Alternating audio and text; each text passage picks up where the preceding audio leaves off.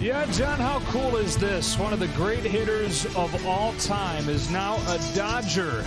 Albert Pujols starting his Dodger career, and that didn't take long. They already got the Dodger Pujols jerseys out, wearing 55 in a Dodger uniform as they welcome in the Diamondbacks for the first of four. We say welcome inside Joe Davis or Hershiser, and so a 10-time All-Star, a 3-time MVP, one of the greatest ever to do it, and he's right in there batting cleanup here game one. Yeah, it's fantastic to have him in there. I think the impact that he's going to make on this team is going to be off the charts. Yes, the ability on the field, the 3,000-plus hits, the 600-plus home runs, but the impact on a daily basis of Albert Pujols, watching you swing the bat, watching you take ground balls in the infield, anything around him. If I was at a speaking engagement, I'd want to be around him and hear what he was saying. Now they get it on a daily basis. And he will bat cleanup tonight, start at first base. Pitching matchup here for game one is a good one. Walker Buehler goes for the Dodgers, and Madison Bumgarner, who got off to a horrible start in his time in an Arizona uniform, has been better than anybody his last 5 starts. Yeah, the velo has gone up, the location, the conviction of his pitches have gone up. The curveball has gotten a lot better, and he likes to pitch up in the strike zone and then come out of that window with the breaking ball. You can't chase the high stuff off of him. And speaking of high stuff, when you throw a high fastball, it's going to be one of Walker Buehler's. He likes to get you to chase up there, lives with that fastball.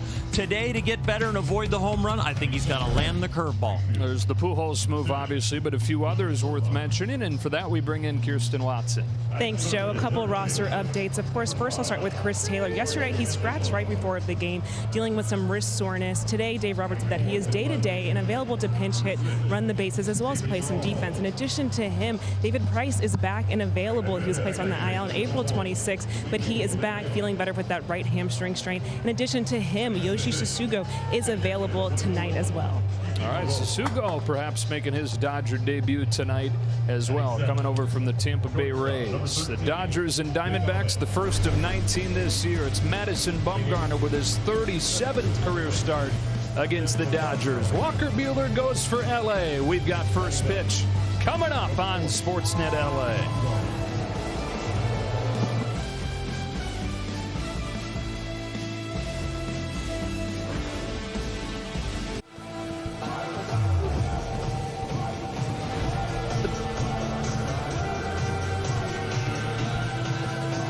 Well, the Dodgers 4-1 on this homestand and continuing it tonight against the Arizona Diamondbacks. The first of 4, the first of 19 this season between these teams.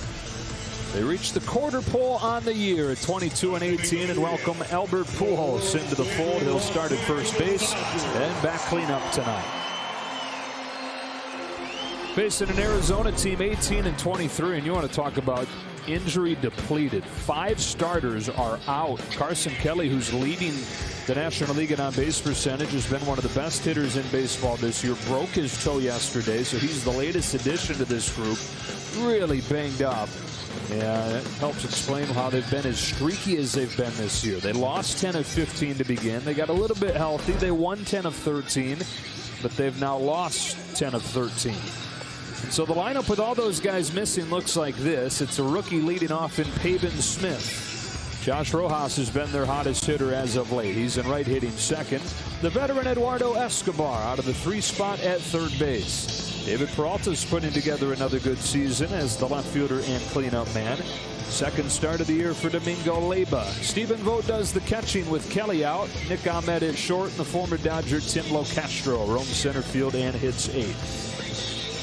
Walker Buehler trying to bounce back from giving up 4 runs on 3 home runs against Seattle on Tuesday and what was a no decision, and they're trying to get back on track. His last 3 starts, his ERA is above 5.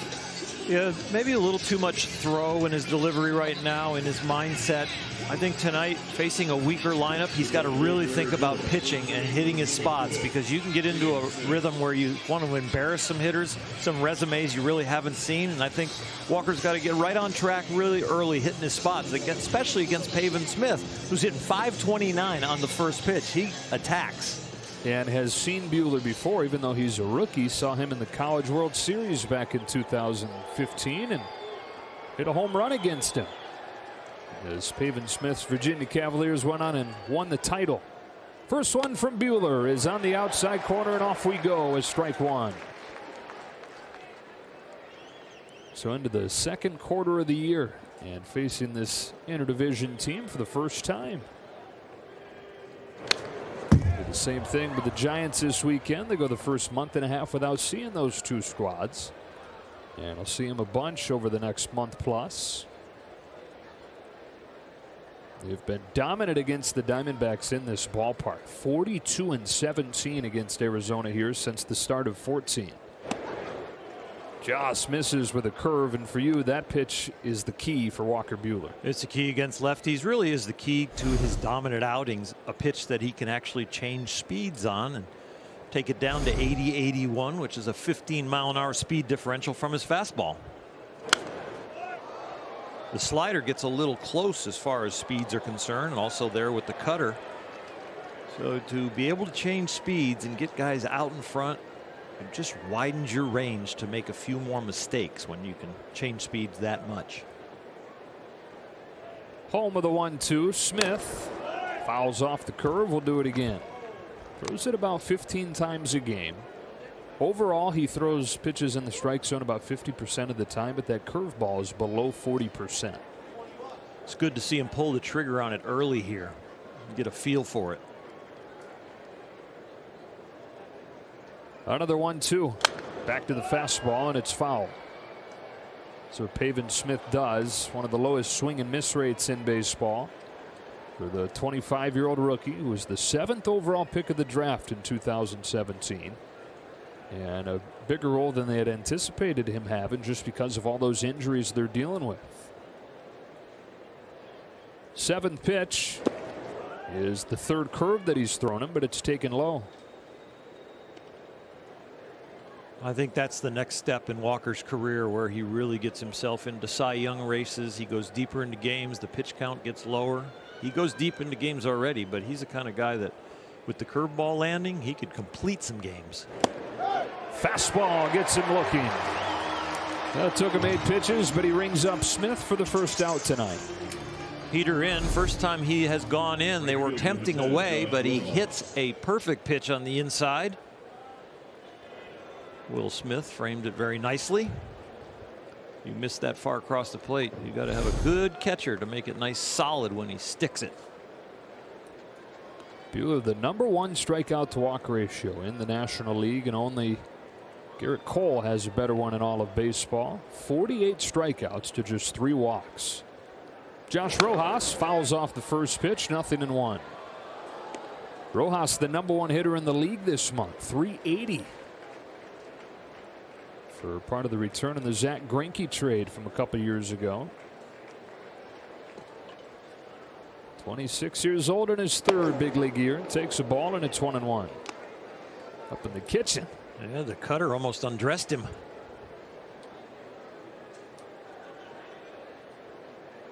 That's pitch as a lineup Arizona has not hit well.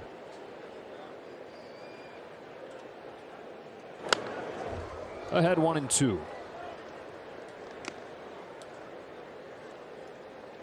About 50% of Walker's fastballs will be in the upper part of the strike zone or up and out of the strike zone. He likes to live up, especially in a count like this, 1-2.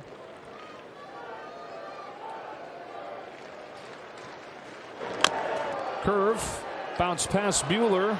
Lux with a bare hand try, but won't get him. And an infield single for Rojas.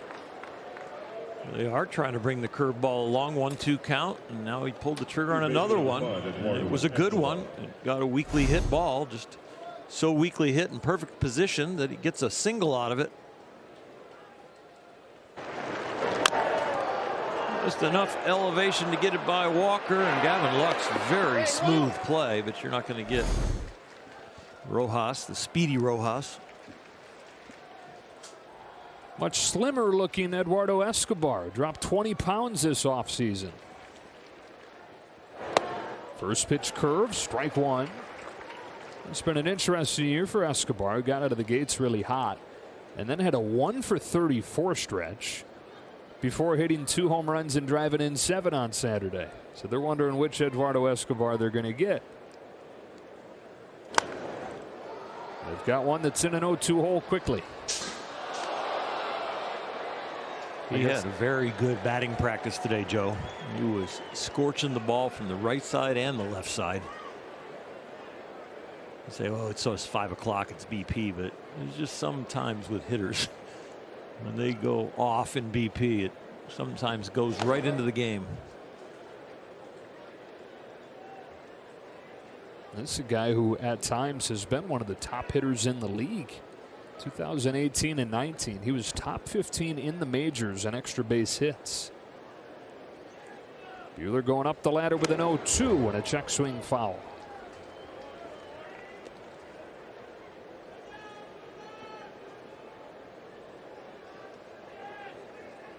The fact that Walker is not showing his typical pattern in this outing right away. He usually wants to live with the fastball and just until you make him change, but that he's bringing the curveball and the cutter along is a good sign. This is a spot with that heater. 1-2.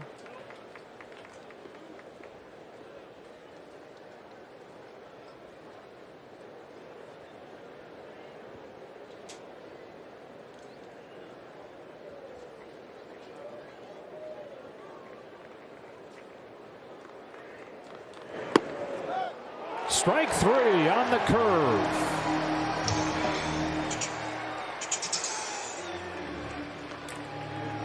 Curveball right down the middle and right at the bottom of the strike zone.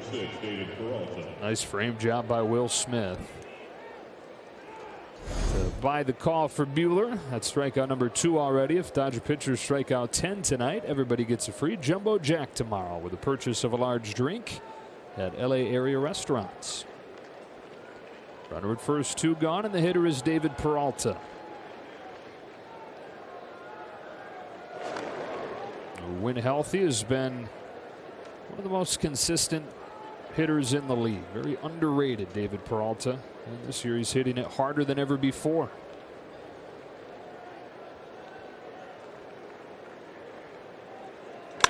That is a bullet, and that is Lux. Wouldn't have to move. The data wins again, and Buehler has a scoreless first.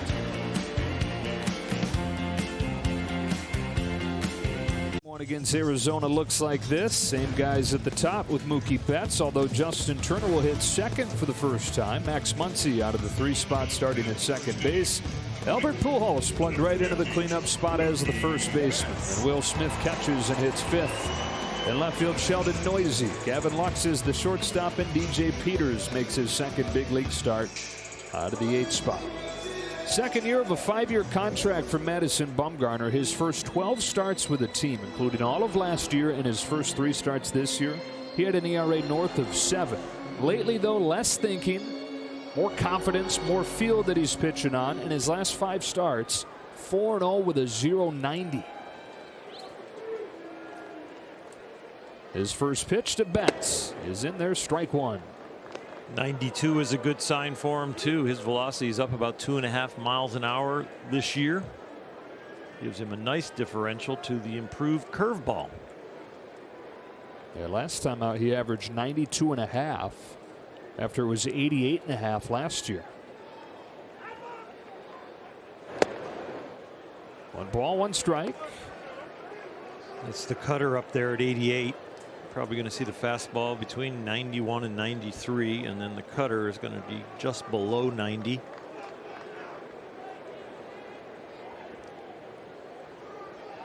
On a 1-1, Betts watches that sweep high, ball 2. 37th start against the Dodgers for Bumgarner. Looking for his first win against the Dodgers, though, in 4 years. 0-5 over his last 8 starts. On 2-1. This is low, ball 3. From the center field camera with Bumgarner, you can actually, with the gray uni, you can imagine him still in a Giant uniform.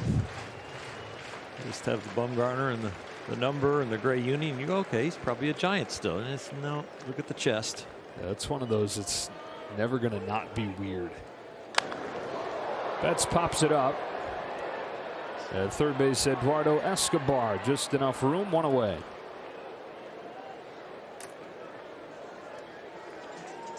You love to compete. You know, he's an old foe, but you just love guys that lay it on the line. He's got that swagger back now that he's pitching well. Not always fun to watch if you're the opposing team like the Dodgers, but fun to watch if you're a fan and you love baseball. Here's Turner, who has homered against Bumgarner 4 times in all their meetings, their careers.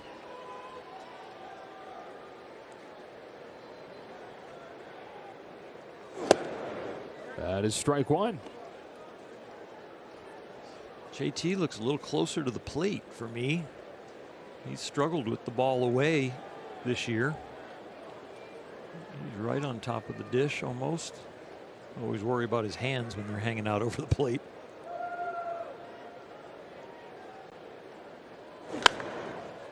Another pop-up. Who will it be this time? The shortstop Ahmed makes the catch. 2 up, 2 down, and up comes Max Muncy. And anytime Muncy and Bumgarner get together, this is required viewing to get it out of the ocean home run back in San Francisco. So Muncy has that moment on him, but overall, Bumgarner's kind of handled him. 2 for 14 for that home run against Bumgarner.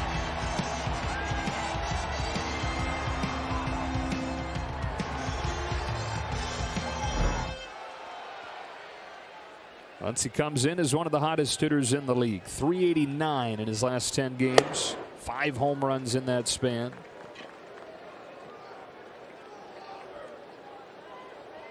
This is a cage match right here.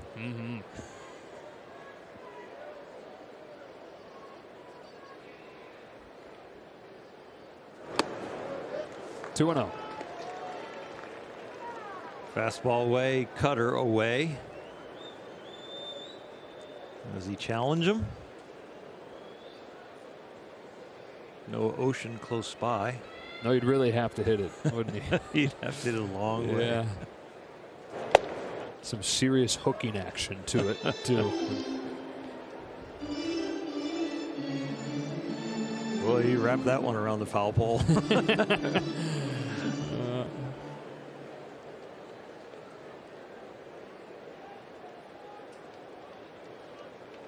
On 2-1, Muncy watches ball 3.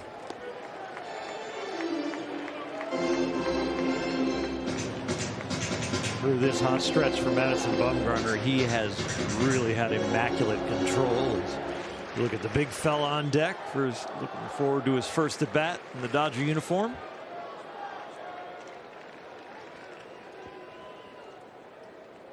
Muncy watches ball 4, and that will get Albert Pujols to the plate.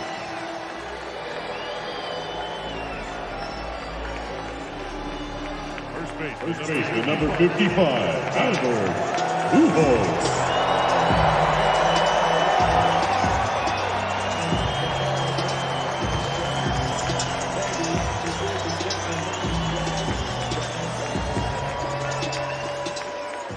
One of the greatest ever to do it. 5th in home runs with 667.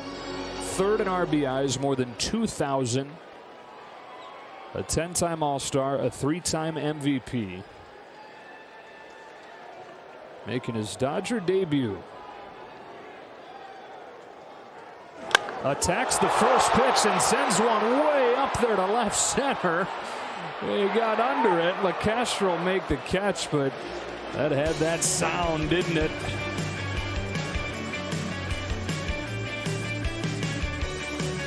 Your Southern California Lexus dealers. Keep it in the park. That's for Walker Buehler. 5 home runs in his last 3 starts. 3 home runs in his last start. Leave it up. Well, that's Mad Bum. Don't let him get you out up in the strike zone. He is deadly up there. An .068 average. If it's in the zone or out of the zone and you chase it and turn it around, I'll tell you what, JT needs to start hitting a little better with runners in scoring position. Only 154 with the last 23 games with the RISP. Domingo Leyba flies the first pitch to left, and Sheldon Noisy puts it away. 1 pitch, 1 out for Buehler here in the second.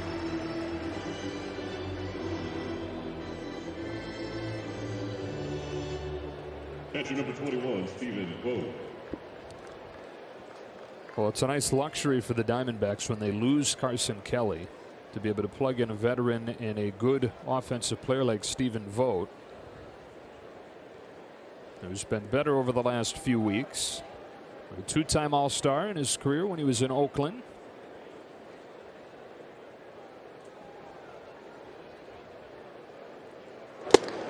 Fastball whistles in there for strike one. The last dozen games or so, he's bumping up against 300 in those games. So, yeah, he's starting to contribute. 36 years old in his 9th big league season. His 5th different team. That included a season in San Francisco where he caught Madison Bumgarner some.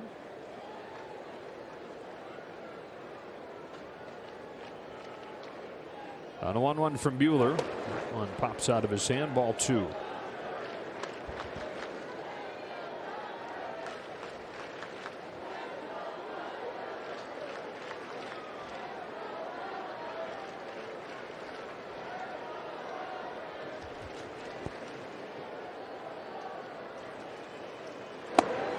Three and 1.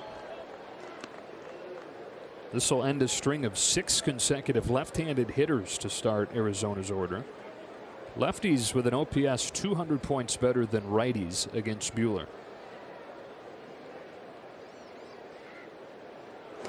3-2. Good heater right there in a hitter's count. Top of the zone. Nice velocity in life.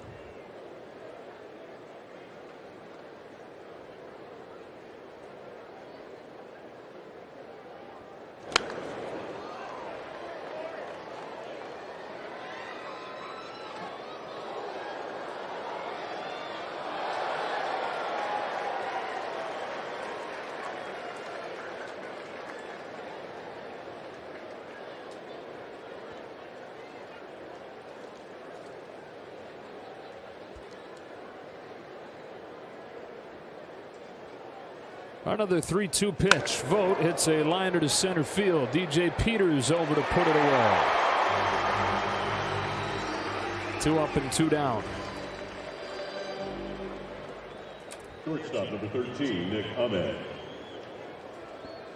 No score here in the second. Up comes the shortstop Nick Ahmed, who added to his exceptional defense, at least league average offense the last couple of years. But he hurt his knee in spring training, missed the first week or so, and he thinks hurried back from that. And struggled with mechanics a little bit as he tried to hurry back from it. He's just struggled to get going this year. Below 200 with the average, the lowest OPS in the National League.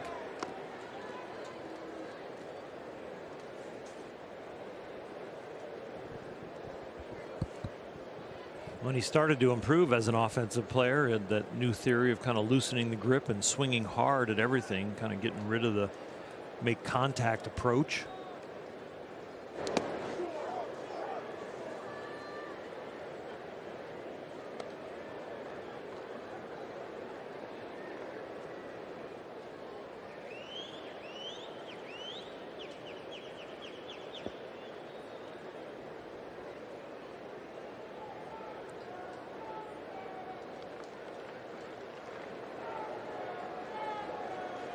On a 2-0, Ahmed swings and fouls it off 2-1. Helped him out a little bit right there. 2 out, nobody on. He was free swinging at that fastball.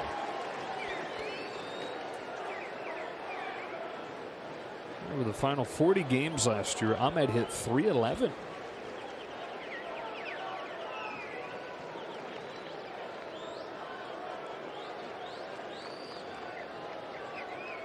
On a 2-1 pitch, he shoots it down the line, and it's 2-2.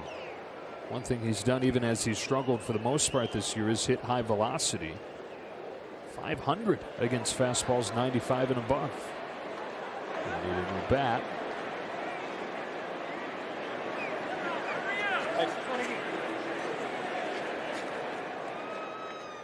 One of the leaders of this club now. His roster has turned over so much. Goldschmidt and Pollock were obviously staples for so many years. But really, along with David Peralta and Nick Ahmed, would be the guys that have been there the longest now. Both those guys debuted in 2014 for the D-backs. I'm sure Bumgarner has filled a little bit of that void. 2-2. Got him swinging. A 1-2-3 second for Walker Buehler. No score in L.A.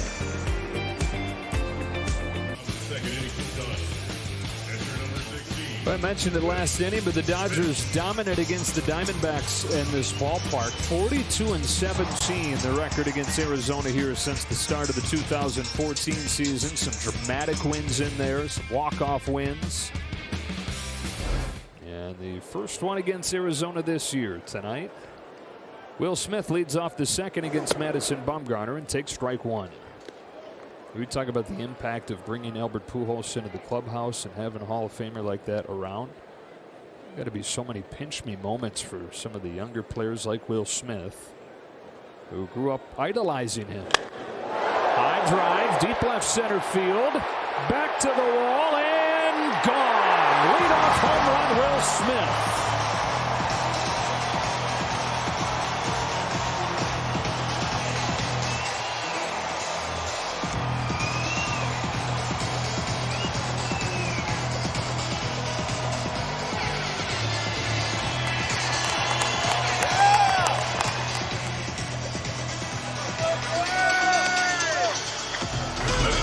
Idolizing Albert Pujols. Well, he makes a swing like Albert here. High fastball.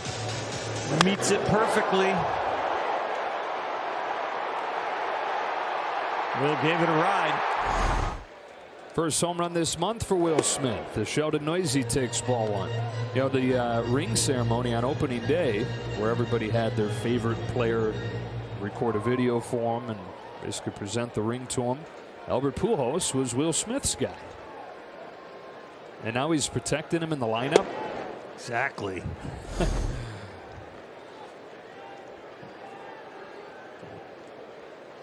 It's a beauty.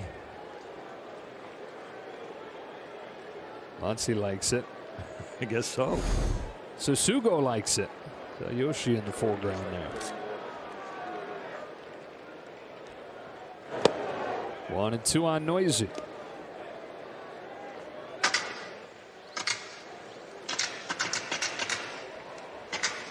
Noisy had a double in yesterday's game, 2 for his last 20. Get the start in left tonight. On a 1-2 pitch, Noisy takes it high, ball 2.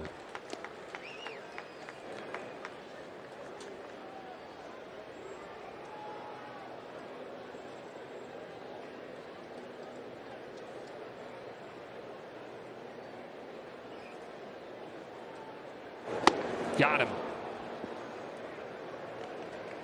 First strikeout for Bumgarner, 1 away in the second. Shortstop, number 9. It's a food fight, an MLB food fight presented by MasterCard to determine which ballpark food is the best this year. Fill out your bracket and vote for the Dodgers at MLB.com/foodfight. Gavin Lux, one of the guys that has really heated up as the offense has last couple weeks. 311 over his last 12 games.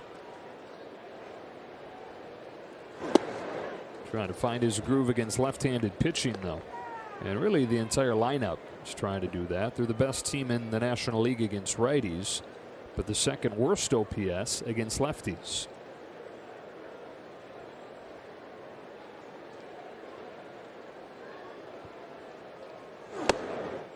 One ball, one strike.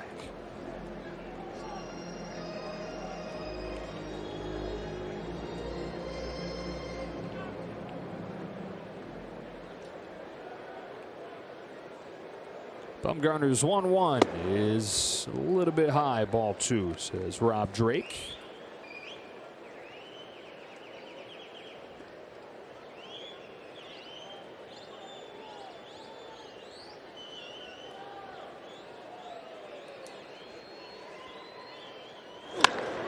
Driven to right center. LeCastro tiptoeing to the edge of the warning track. Lux just missed it. DJ Peters getting a start tonight against a guy who's got a little bit of history with. This is a rehab start. When DJ was in Rancho a couple of years ago, he took Bumgarner deep twice. Sure, Madison will remember that. And you hope the DJ feels good about it. He looked like he hit a fastball and a breaking ball, so we've seen them both. As you can tell from the footage, that happened in 1998.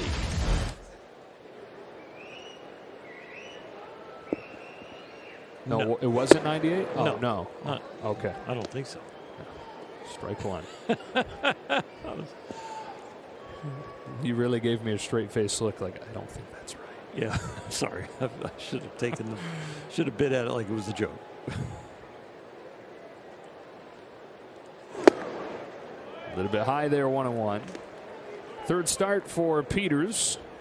Drove in his first big league runs the other night.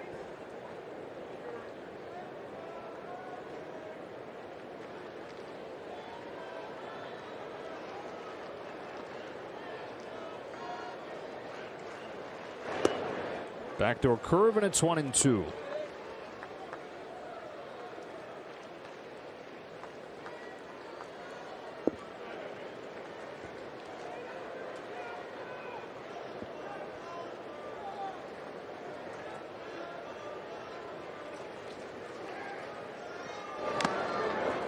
Good catch there by Vogt off of the foul tip.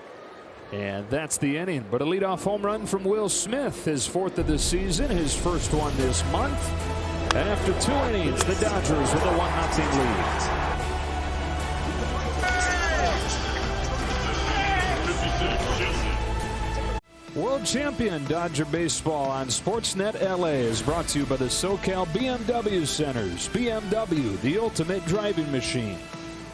And by Jack in the Box. Dip into this. Grab a box of 15 tiny tacos or get them loaded. Only at Jack in the Box.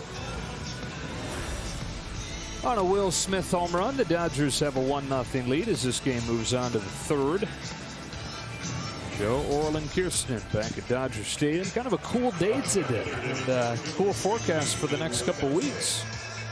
Kind of overcast, a little gloom in the air, but it is chilly. Ball's not going to go anywhere, but Will Smith didn't know that. 61 degrees right now as Walker Buehler goes back to the mound. 3 strikeouts through 2 innings, and a couple of those strikeouts on breaking balls.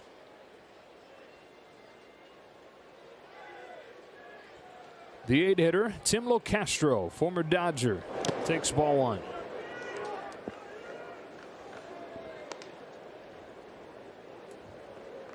Castro, who debuted with the Dodgers in 2017 as a pinch runner, 18 games of them in 2018, and traded to the Yankees. Yankees traded him to the Diamondbacks.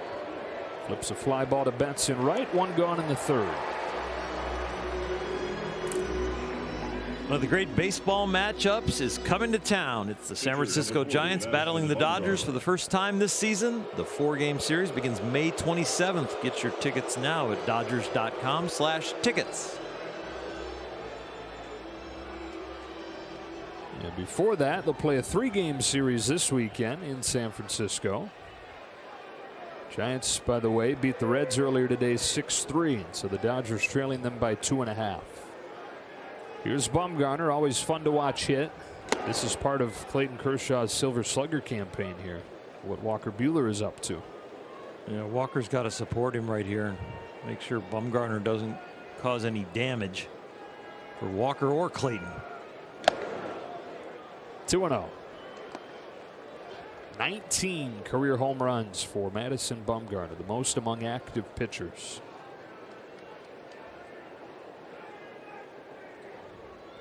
On a 2-0 from Buehler, he fouls it back, 2-1. With a mighty hack. It's 19 home runs more than most pitchers.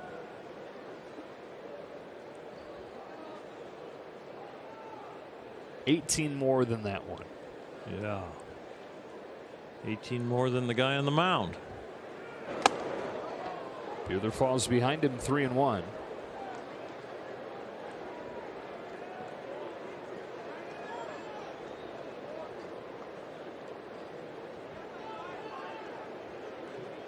Old-fashioned country hardball right here. Full count. It's the skinny kid from down on the end of the block against the big strong kid from the middle of the block.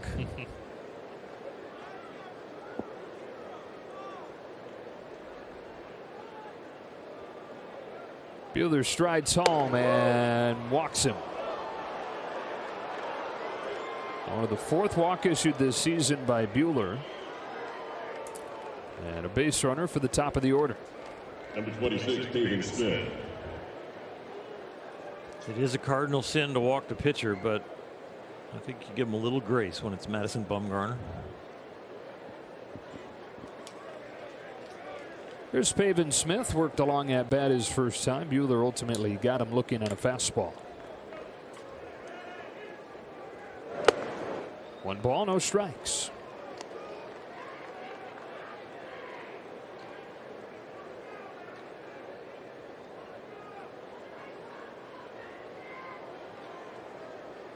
That over there looks like somebody just tried to have some fun. Dynasty mode in the video game. Just starts trading players to whatever teams he wants. Bumgarner for the Diamondbacks. Pujols for the Dodgers. What's going on? Okay.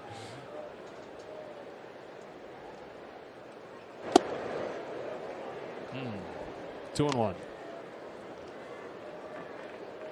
Walker's had some odd sequencing this year. With runners in scoring position, they're hitting 154 off him. But with a man on first, the opposing team is hitting 409 off of him. This is when he gives up his hits. It's weird. Guess it's better to have it that way than the other way around. Oh, for sure. You get in a runner's scoring position, almost unhittable. A pop fly. Bucking the trend. Lux will make the catch, 2 out.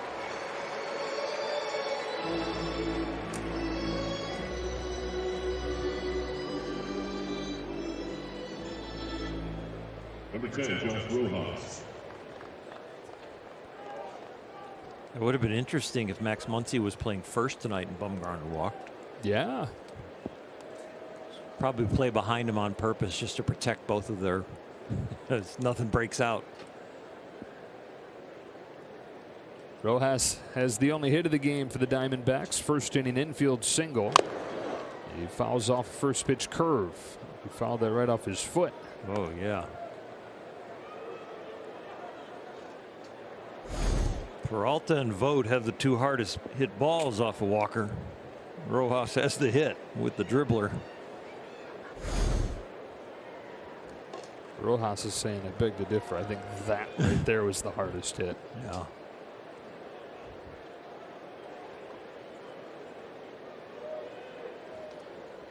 He's having a breakout season. Hit 180 last year in just 17 games and spent most of the year at the alternate site.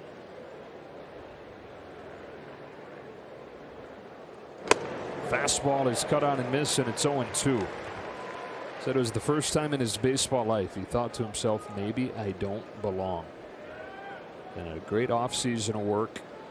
Put himself in position for when all these injuries happen. Step into a bigger role, and he's taken full advantage of it. Runner at first, 2 gone. Here comes an 0-2 from Buehler. Slicing drive to left center field, but Sheldon Noisy is there. And that'll do it for the 3rd.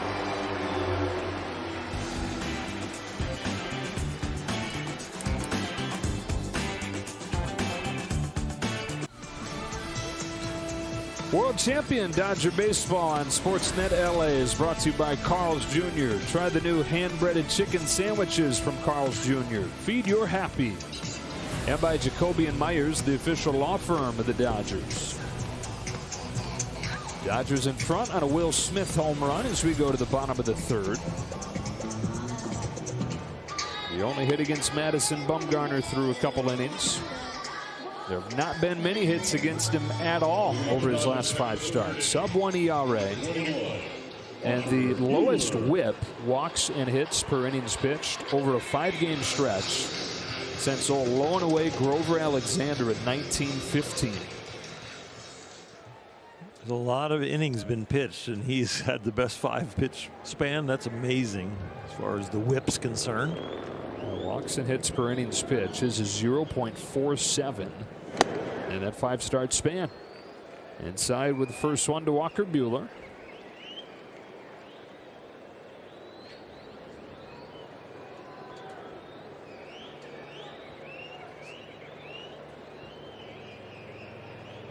Talk about the velocity going up, better velocity, better command. And the pitching coach, Matt Hergis, says you sprinkle on some bum bravado and some bum conviction, and this is what you get. Curve is in there, 1-2. He threw a 7-inning no-hit game. Had a string of 31 batters that came to the plate that didn't get a hit. A couple starts. And you phrase it like that, a 7-inning no-hit game, because technically it doesn't go down as a no-hitter. Happened in the early 1990s. Major League Baseball retroactively stripped a bunch of quote-unquote no-hitters and defined it as a 9-inning game. 2-2. One gone.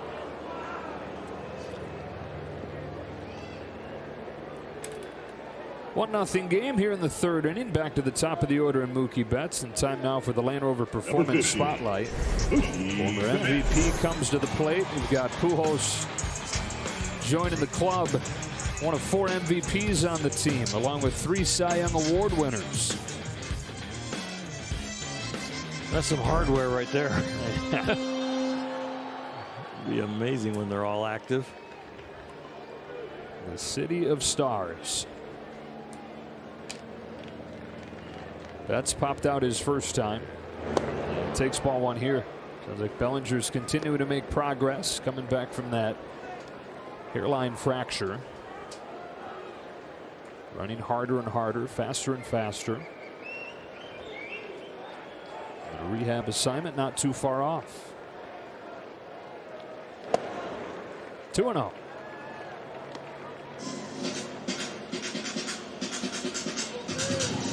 League's chances go up against Bumgarner when he falls behind 1-0, which he did here to Mookie Betts. League's hitting .322. When he gets ahead of 0-1, start making you chase that ball up. League's only hitting .120.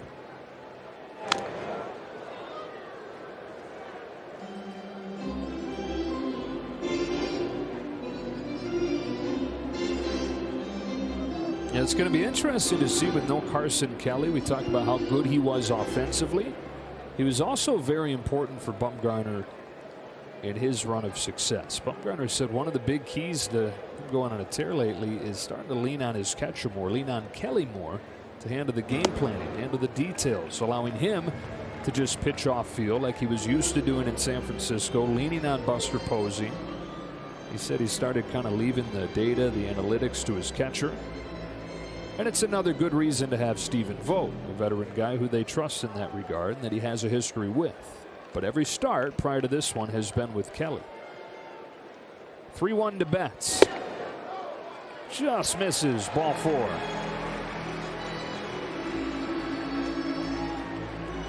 That feel and the conviction. The catcher is putting down the sign that he thinks is right for the data, but he also is developing a feel for what is feeling good for you in this inning, in this game, and might go to that other pitch that might not be the ultimate pitch, but it's the Madison pitch, and Madison likes that from his catchers.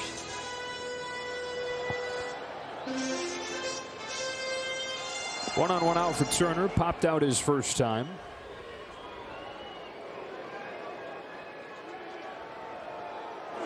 One of your keys to the game is getting Justin Turner going. The Dodgers started this season 13-2, and Turner was hitting above 400 at that point. Since then, so this is about the last month, he's at 225.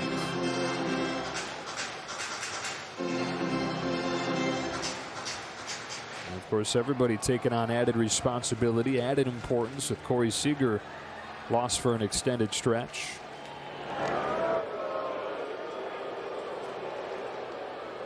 The situation hasn't arose yet, but I would say with the Dodgers, they're going to have to do more little things. They're going to have to get guys in with third with less than 2 outs. They're going to have to get the guy over from second base with no outs. They're going to have to take the extra base when they're running out there going first to third.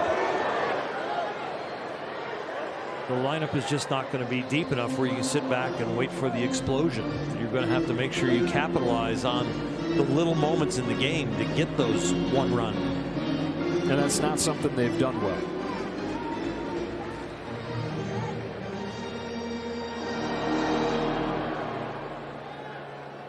been a strength in the past. Not so far this year.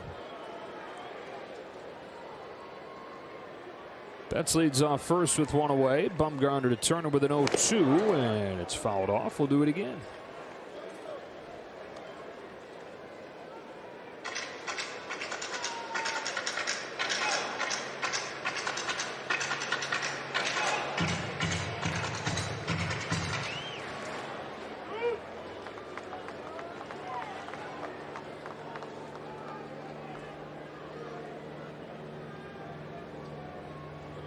Another 0-2 pitch. Ball one. Bumgarner right there trying to catch the outside corner with his cutter. Just didn't get it to come back at all. On average, that pitch is moving 4 inches more over these last 5 starts than it was over the first few. Throwing it harder, and it's moving more.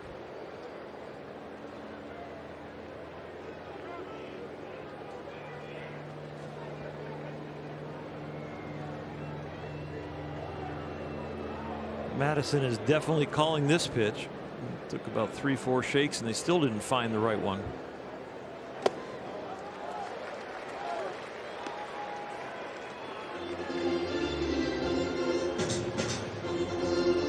Years old in his 11th big league year now. Debuted with a handful of games in 2009. Key during the World Series run in 2010 and made his first opening day roster 2011. Fires a 2-2 instead of a toss over.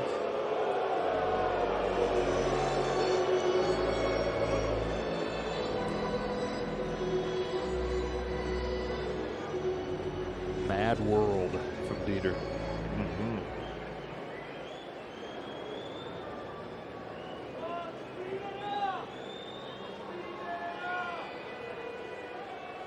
Now the 2-2.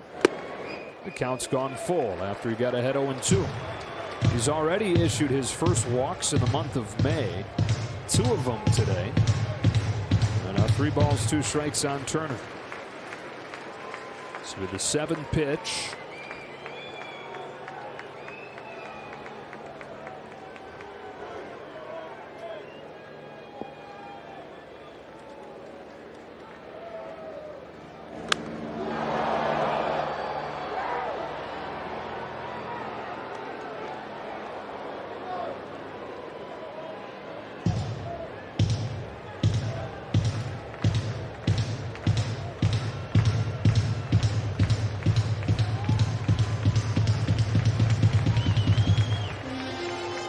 And hitting coach Rob Van Scoyoc, those guys have a relationship going back a few years.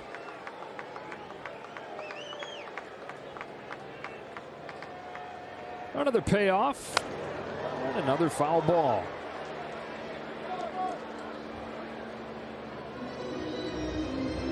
.46 pitches already. 1 out here.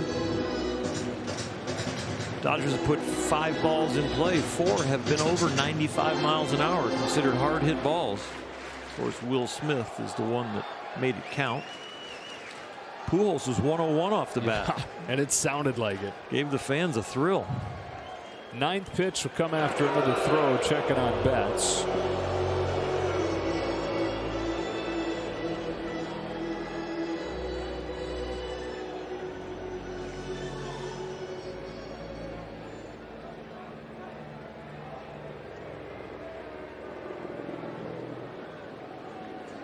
After falling behind 0-2, the 9th pitch of the at-bat, there will be a 10th.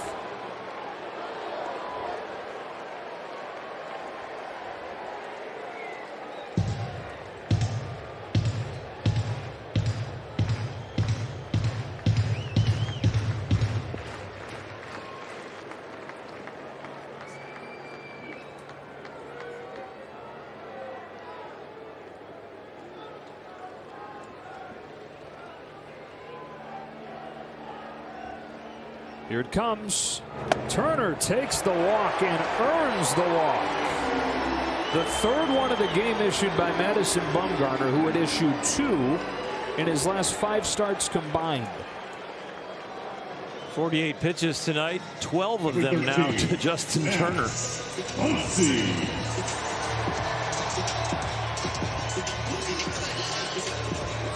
Two on with one out, and the guy that drew the first walk of the day, Max Muncy, boosting his National League leading on base percentage. The only guy in baseball qualified with a higher on base than Max Muncy is Mike Trout.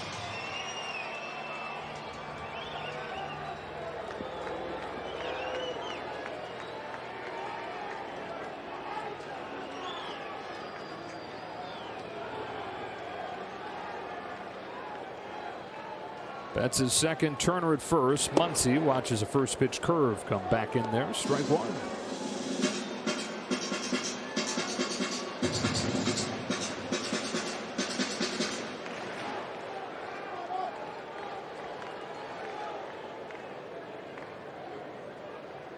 Muncy especially crushing hard stuff lately.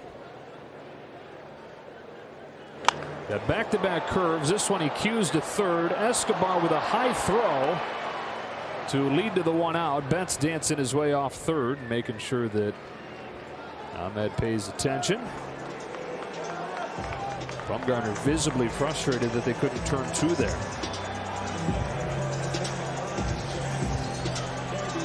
The frustration continues to show. Escobar with kind of a wrong foot throw, kind of gets his feet tangled a little bit, trying to get out of it quick. Ahmed with the tag. Bumgarner with the reaction. So first and third, two gone. Out comes Albert Pujols. The all-time RBI leaderboard goes Babe Ruth, Hank Aaron, Albert Pujols. 2,112. And he's got a couple more ducks on the pond here with two gone in the third.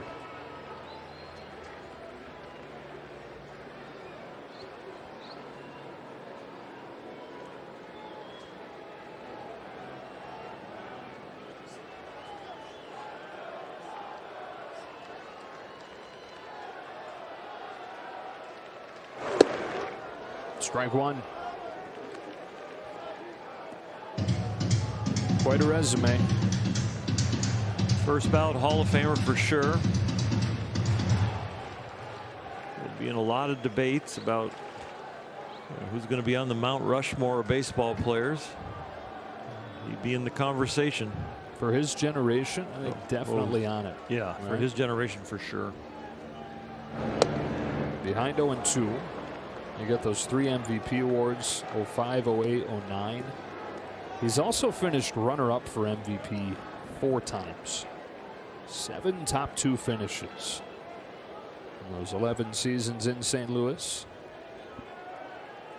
It's one of the best decades ever. Betts at third, Muncy at first on an 0-2. He hits a ground ball, base hit into center field. Albert Pujols brings home Mookie Betts for the Los Angeles Dodgers. How cool.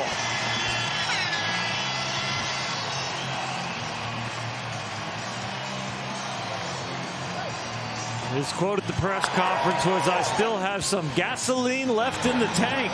And he sure does.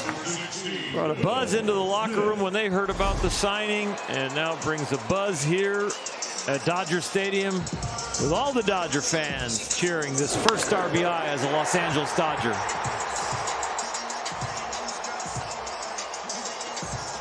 (2,113) driven in. His first in blue.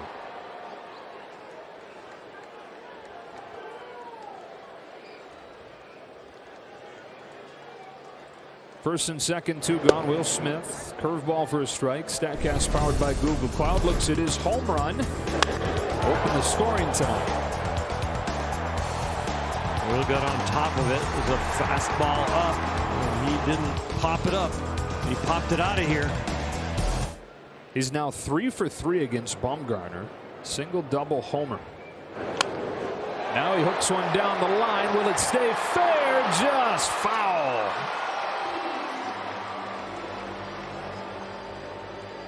Looking for that Bumgarner cycle. Probably not going to get it there, but triple short.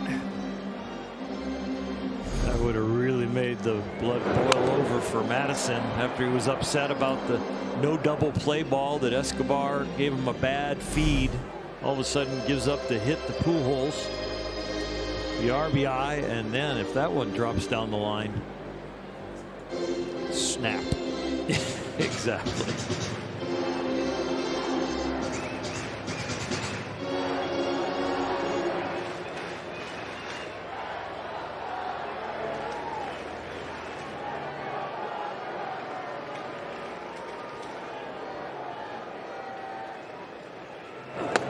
Look out, ball one.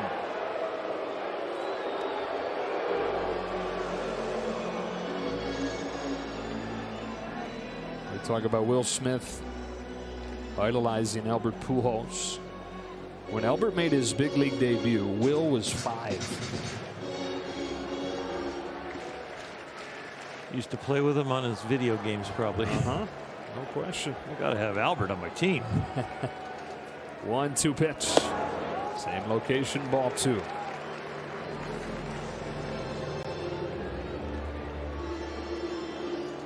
called him the machine for good reason.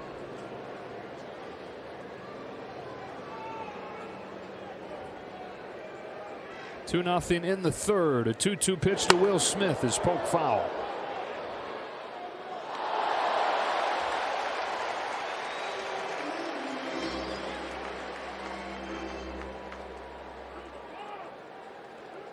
It was Albert and Big Papi that Will Smith really liked. He's a Red Sox fan.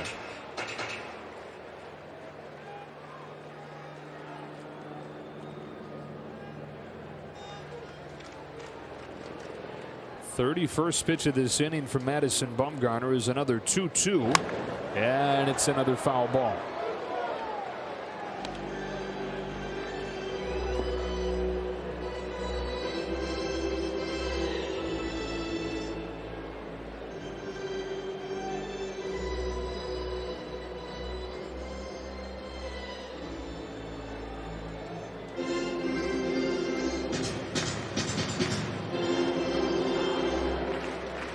Two out runs, 2 out RBIs. Some of the Dodgers have done very well this year.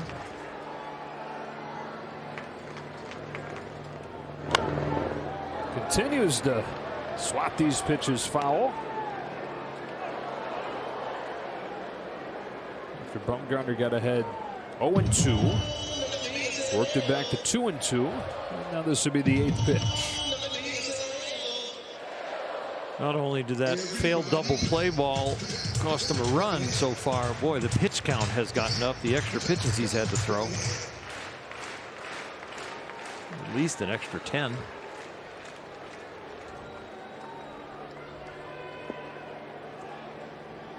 Smith much better in these situations as the year has gone on.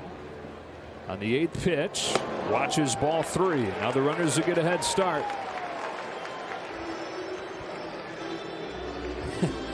I'm just looking down there watching Albert Pujols clapping his hands and encouraging Will Smith and wondering what that's got to feel like for Will Smith. Exactly. That's my superhero down there at first. I'm hitting behind him, protecting him. And he wants me to drive him in. Payoff. It's been the second 10-pitch at bat of this inning. First one came from Turner, who eventually walked. And now this one from the baby-faced assassin, Will Smith.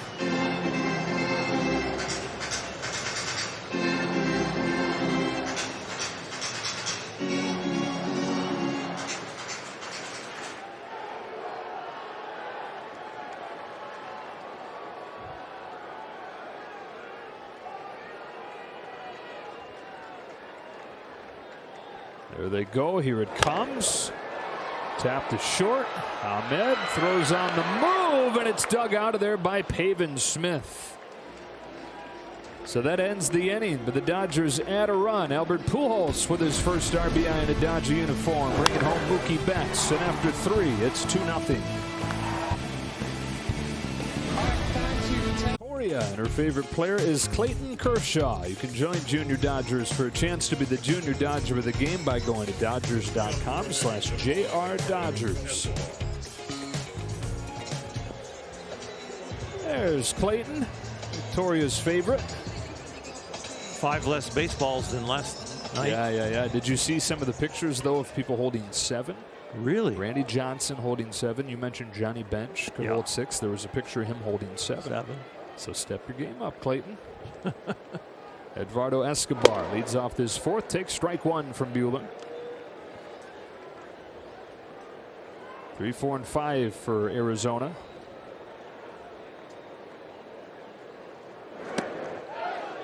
It has been a clear part of the plan to work that curveball in more tonight. And he's thrown a lot of good ones. He had one just get completely away from him, but other than that, he's starting to find the release point with it.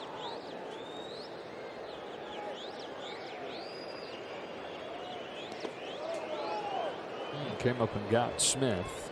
He snuck under the mask. Oof. Curveball in the dirt. Now the angle, the bounce. Yep. Oh, right up under there and gets him in the chin.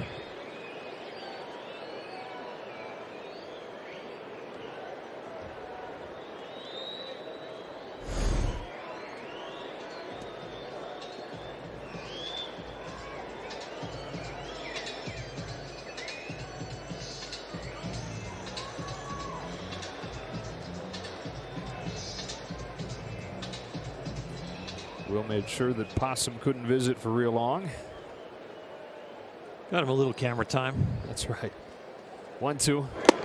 Couldn't lay off that high fastball. Camera loves Possum.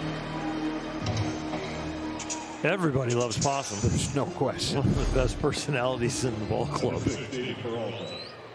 Oh, you're going to say in the world, and I wouldn't have argued it. That's true, too.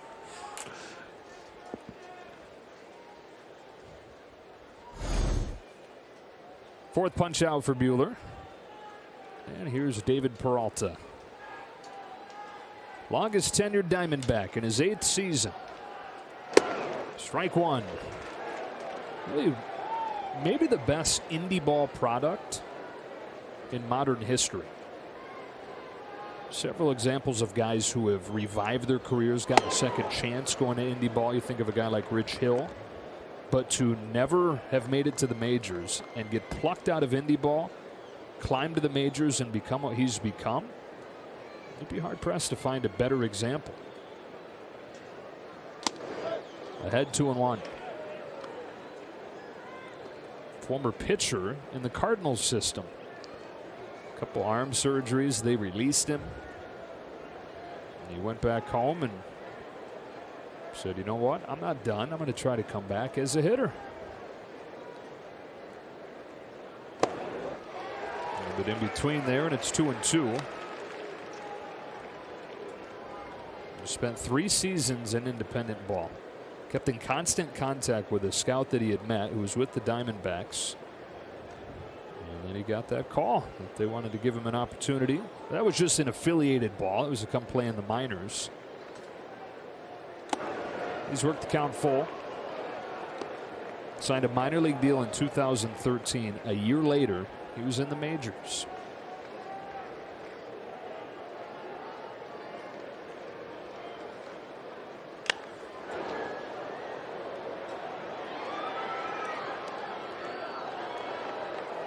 Story's been told many times at this point, but just to get to the city where he's going to play independent ball, he spent a month working at McDonald's, often the overnight shift, to make gas money for the drive from Florida to Kansas, where he played for that team. A little bit high, and he's got a 1-out walk.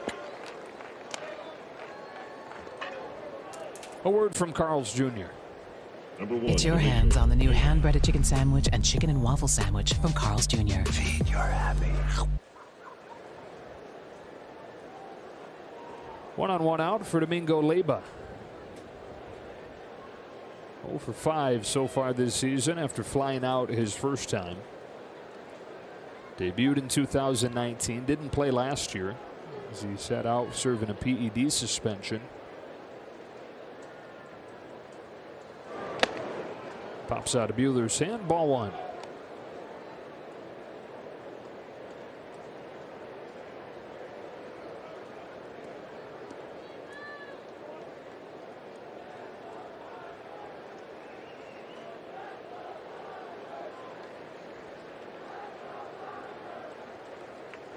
Same thing.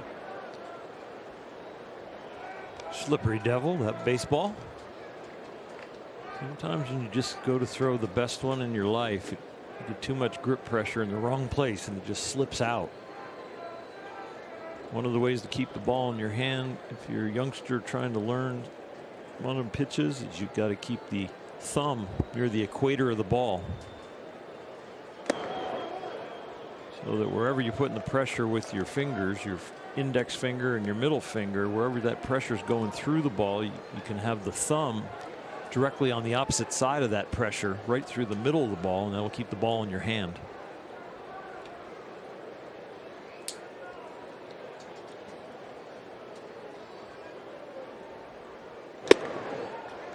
Strike one.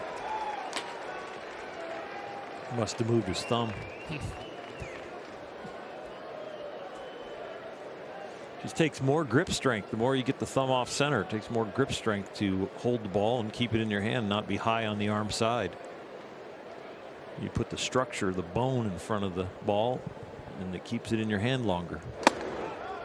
Now Buehler walked 3 in his first 7 starts. He's walked 3 tonight.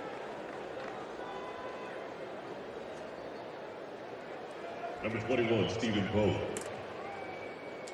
Some of those arm side high, he just kind of fallen off, not staying behind the ball, getting that center of gravity going right towards Will Smith, kind of pulling off towards first base. Going over some signs right here. What he wants to start off to get back into this. Vogt hit the ball hard off him. First time a runner has reached scoring position for Arizona tonight. 2-0 game in the 4th. First of 4 between these National League West teams. Dodgers 22-18. D-backs 18-23. Buehler comes home and Vogt takes ball one.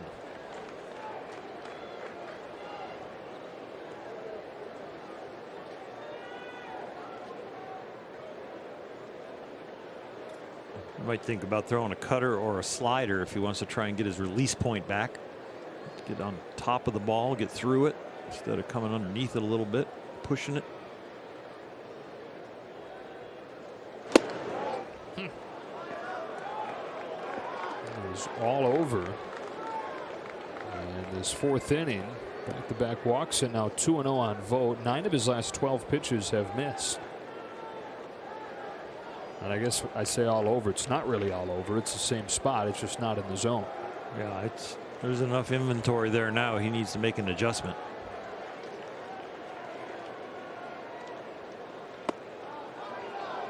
They tried the cutter? Yep, they tried the cutter there, and he almost got to it. Arm was still a little late.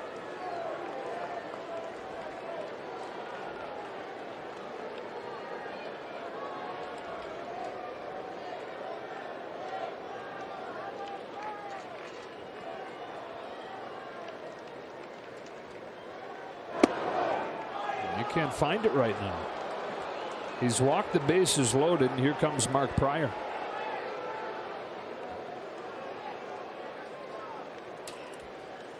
Sometimes just enough delay to kind of reboot the computer and you get a better feel for it when you get back on the mound just because of the delay. Other times Mark Pryor's bringing some advice that they've probably used in the bullpen. You wouldn't create some new topic or idea here. You have a relationship that you've built. You've got some cues that you know your pitcher likes, and you go out there and maybe you remind him of a couple of those.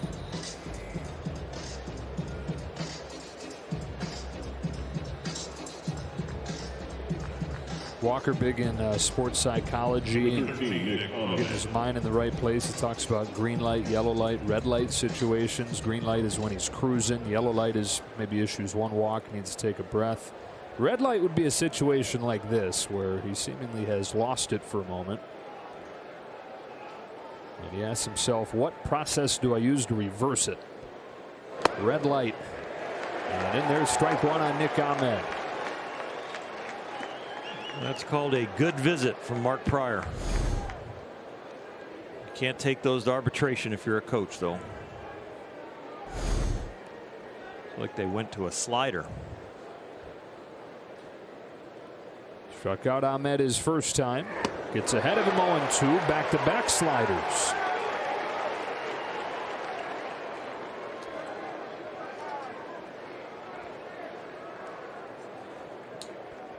Peralta at third. Leyba at second.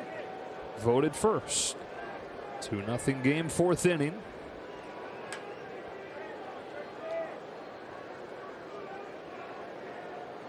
Buehler's 0-2. Another slider. This one not close. Ball one. So is a visit something as simple as throw your slider? Yeah, can be. Like, let's do something different. Let's get to the other side of the plate. Let's think about, you know, from the glove down, not from the glove up. That's the whole key to that relationship between your coach, your catcher, and your pitcher. Strikes him out. Nothing but sliders to get Ahmed. Two gone. Not only get back in the strike zone, but throw some elite sliders right here. Get him on top of the ball, get the ball breaking right to left instead of that high to arm side stuff. His fifth K, 5 more, and everybody gets a free Jumbo Jack tomorrow. A Jack in the Box with the purchase of a large drink. Not out of the woods yet. Tim Locastro flied out his first time. You don't want to get anything inside to this guy. He likes to get hit. And that's that arm side fastball. I'd stick with the slider. Oh, they're going in. Check swing, strike one. Locastro's been hit by 29 pitches in 161 games in his big league career. If you count the minors, he's been hit 192 times in 8 pro years. Something he started perfecting. Yes, an art that he perfected at Ithaca College in New York. Prided themselves on a couple things: toughness and getting on base. 0-1 pitch. Down and away, ball one. He does stand close to the plate, and the book has always said to pitch him inside. And they say there's a screw or two loose. Combine those few things and you might get hit a lot. Chase Utley's his hero. The 1-1 pitch. Fastball splits the plate, and he's on the doorstep of getting out of this.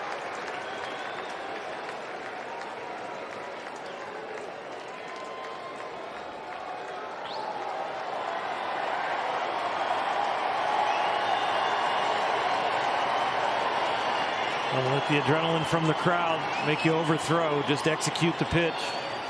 Keep location as your priority.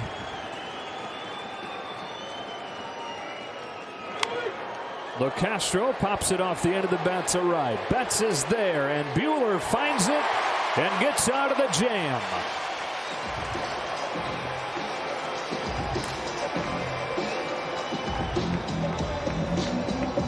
Backstage Dodgers, Dustin May meets with Dodgers head team physician Dr. Neil Elitrosh and undergoes Tommy John surgery. And Tony Gonsolin prepares to return to the active roster at the Dodgers facility in Arizona. Don't miss Backstage Dodgers, presented by Cadillac, this Friday. Reinforcements coming. David Price is back. Dodgers in front 2-0 in this one to the bottom of the fourth inning. Bellinger and McKinstry both working their way back as well. You know, it's interesting just continuing the Pujols discussion and what his role is going to be. Dave Roberts and Andrew Friedman both said that when they opened the conversation with him late last week, the role at that point was a little bit different than the role is probably going to be, because at that point they still had A.J. Pollock. They still had Corey Seager. Chris Taylor hadn't dealt with a wrist soreness yet. And their point in bringing that up was it's hard to say this is going to be his role because things are changing all the time. It's ball one on Sheldon Noisy.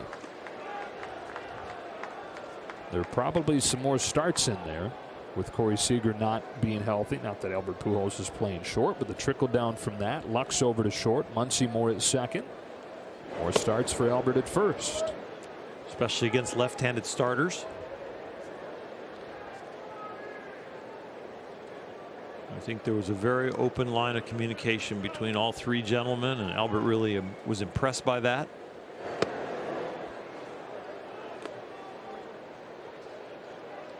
I think Dave Roberts and Andrew both said that they didn't want to be used car salesmen and kind of bait and switch. It's like, this is what we see. This is where it is at right now, and things could change, but that's the way baseball is.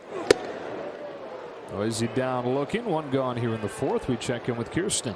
Joe, when Dave Roberts this afternoon, he spoke about just the success that the Dodgers have had with veteran players and what he looks to see from Albert Pujols. And he said it's their veteran leadership and the way that they prepare their mindset. And when you have a veteran player that accepts their role, they can really thrive. And with Albert, the bat quality is still there. His leadership and talking baseball, he's only going to add so much to the team, the players, but also the coaches in the front office. It's like you said, Kirsten, hey, Albert, go over and talk to Walker. I give a report about him being a mentor to younger players. And man, right on cue. Well, Albert probably said, do you know how good you are? I've had to hit off of you. Huh. And you don't need to shy away from the strike zone or be on the edges. And when you got Albert Pujols telling you something like that, it gives you confidence. Like, one of the greatest hitters ever just came up and told me how good and how tough I am to hit. And I'll guarantee you that was said. 2-0 on Lux. That's exactly what Buehler's reaction looked like it was too. It's like, dude, you know how good you are? I could barely see the ball coming out of your hand. Or was it go up there and try to hit like me, buddy? That is ripped foul. 2-1.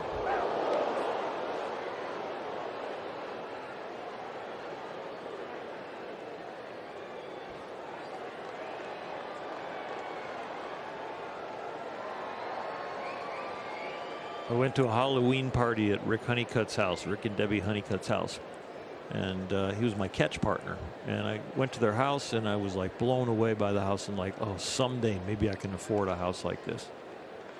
And as I was leaving the party, I said, Rick, someday, you know, maybe if I can keep pitching well and, you know, have a house like this. And he goes, I'll trade you my house and my contract. And he's one of the higher paid guys on the team for the rest of your career. That's how good you're going to be.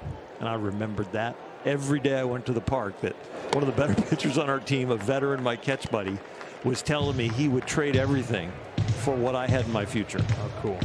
And that's the kind of stuff Albert can do.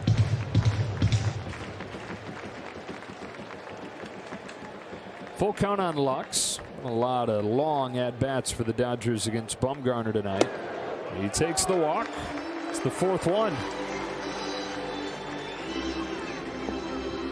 Be here as the Dodgers take on Nolan Arenado and the Cardinals, a 3-game series beginning on Memorial Day, May 31st. Plus, enjoy all the new food and beverage offerings in the newly renovated Center Field Plaza, including Shake Shack, California Pizza Kitchen, and more. To purchase your tickets, visit Dodgers.com/tickets. I'm telling you, somebody hopped on MLB The Show and is trading all these star players around. I'm reading promos with Nolan Arenado as a Cardinal. Yeah, he's been tearing it up. Cardinals off to a good start. That was one of the other stimuluses about just change of scenery for veteran players.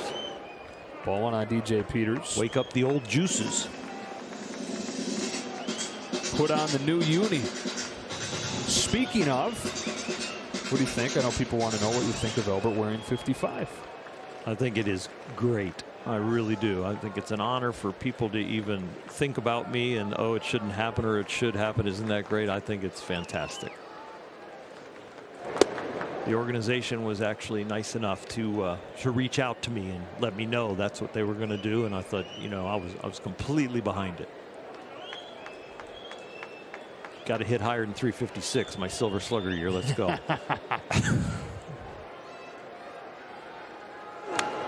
On a 2 on Peters.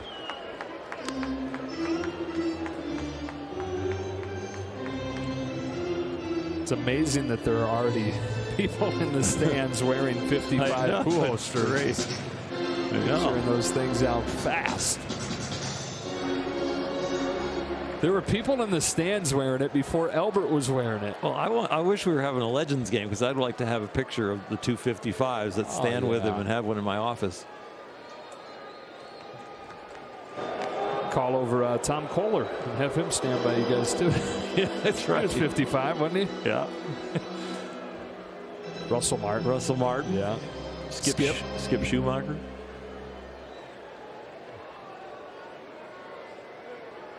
I think Skip was a teammate of Albert's in St. Louis, I think. I don't know.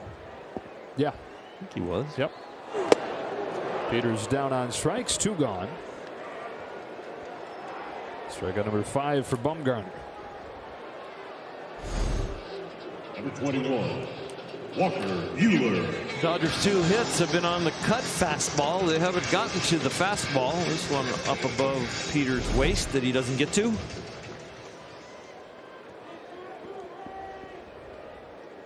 All right, let's see how Buehler channels that "hey kid, go hit like me" talk.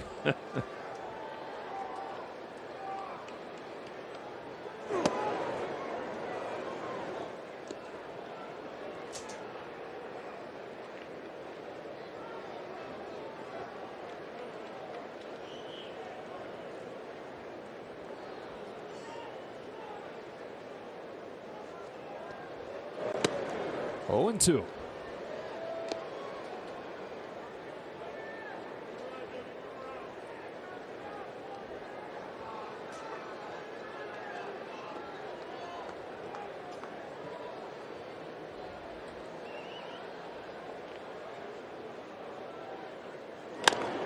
Punches a bounce to first. Pavin Smith takes it to the bag and ends the 4th. The Dodgers 2, the D-backs nothing.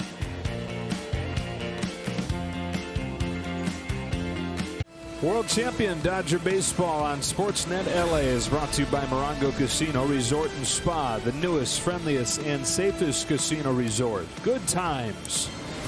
And by Mercury Insurance. Low rates, big discounts, great insurance. Back at Dodger Stadium in the T-Mobile coverage cam out in the center field plaza. 2-0 game to the 5th. Dodgers getting a Will Smith home run in the 2nd. Albert Pujols with an RBI single in the 3rd to bring home Mookie Betts. And Buehler, despite walking 3 straight for the first time in his career, is able to get out of the 4th inning unscathed. It was a very good visit by Mark Pryor and got him to start throwing a few different pitches, especially the slider that really bailed him out. And now that he got out of that jam and having these warm-ups, got to swing the bat, get away from that athletic move of being a pitcher, maybe find that rhythm right here.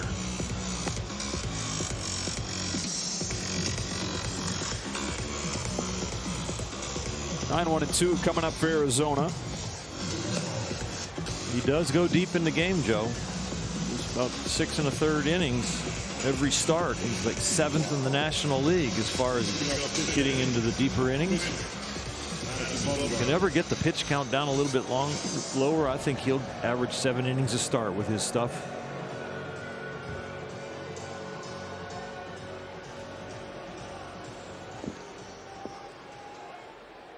One of the 4 walks he issued was to Bumgarner,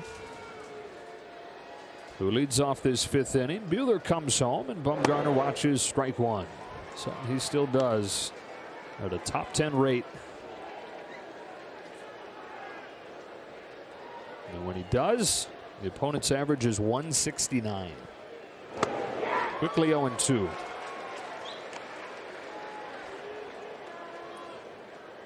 Fastball slider. He's thrown 15 curveballs tonight, but he's just not landing them. Only landed them just below 50%. I'd like to get it around 60, 65 would be nice.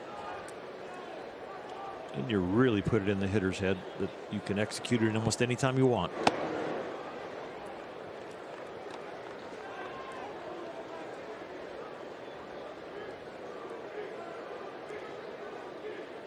Two. 1 out.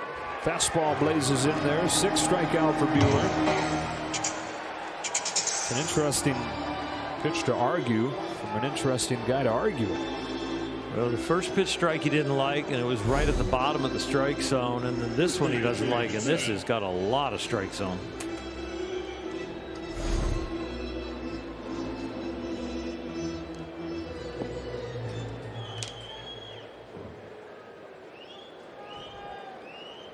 Top of the order, Pavin Smith, third time through for Arizona. Smith 0 for 2, struck out and popped out. Takes ball 1.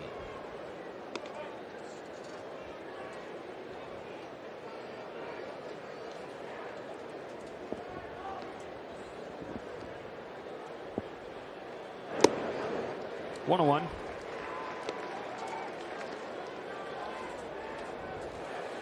Caleb Smith.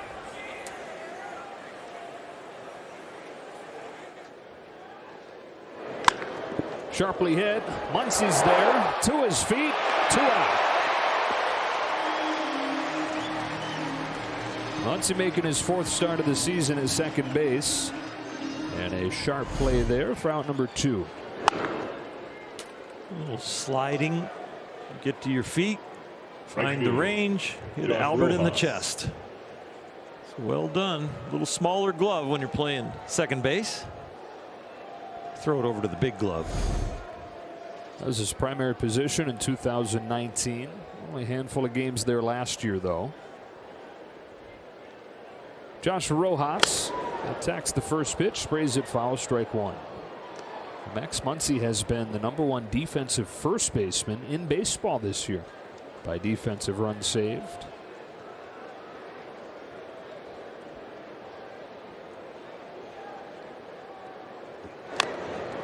That's one where you look at it, and you look at the leaderboard and you see that and you say, yeah, that makes sense. I think of many instances where he has made great plays over there. The other infielders appreciate it. There's a lot of them are picks in the dirt.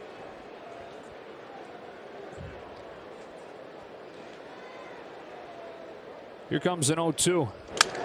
Crack bat, one hopper to short. Gavin Lux just in time to end the inning. Arizona down in order in the 5th, halfway home in a 2-0 game. Comes all the way from Australia. Hello to Matt. Dodger fans all over the world. Matt taking this one in from Australia as the Dodgers take a 2-0 lead to the bottom of the 5th inning. Kind of a funky thing going on in the field right now. Madison Bumgarner is finished, and it was as if they either didn't know down in the bullpen that he was finished or wanted to squeeze out a little more extra time to get ready, because just now Caleb Smith is coming out of the field.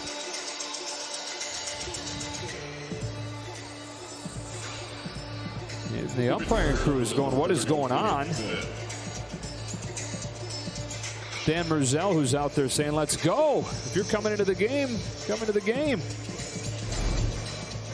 Some odd communication right there. Even Dave Roberts wanted to find out what was going on. Justin Turner getting a lesson, maybe for his future managing days.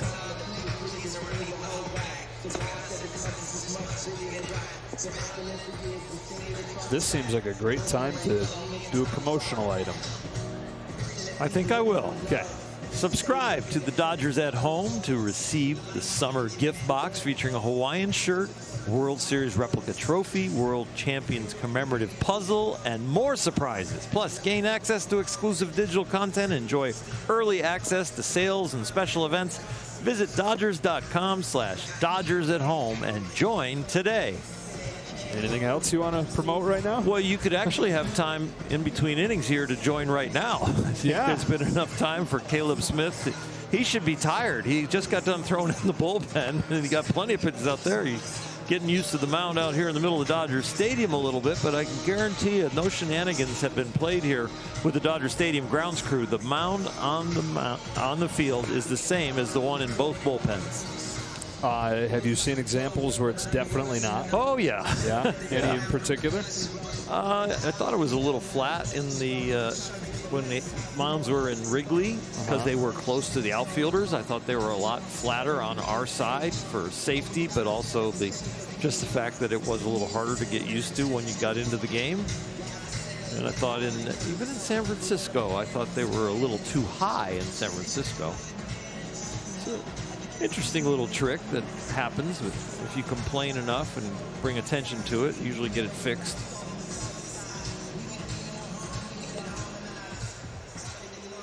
This is one of those games, though, that you want the offense to kind of tack on. We saw this in the last loss to Miami, where the Dodgers broke on top 2-0 and never responded after that, and they got beat by a 3-run homer. So you've gotten your 2 tin soldiers up there, but I think they need some reinforcements. Try to do it against Caleb Smith, a native of Huntsville, Texas.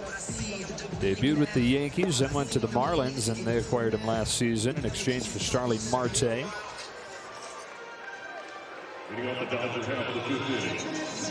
proud Texan, wears cowboy boots.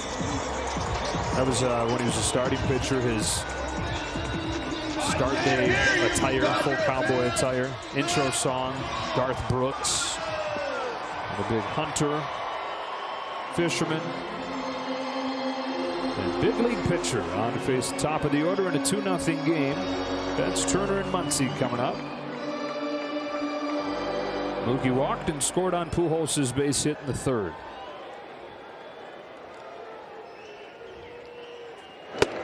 Fastball is in there, strike 1.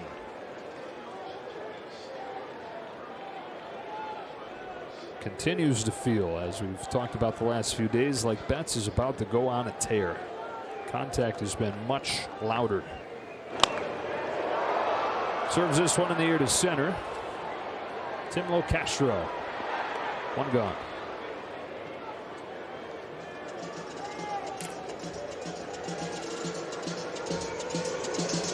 Third baseman, Justin Turner.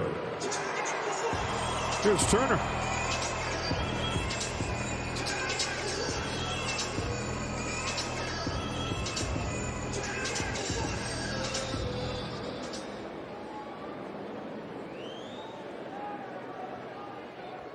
Maybe a couple future managers having a laugh there when you mentioned Turner, and then a lot of people have talked about Stephen Vogt in the same vein. He catches strike 1.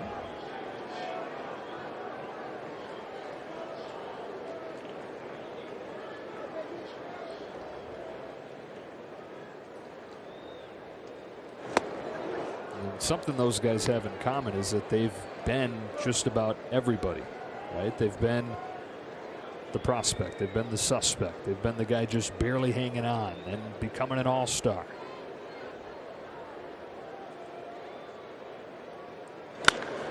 Turner sends one in the air to right. Playable for Rojas.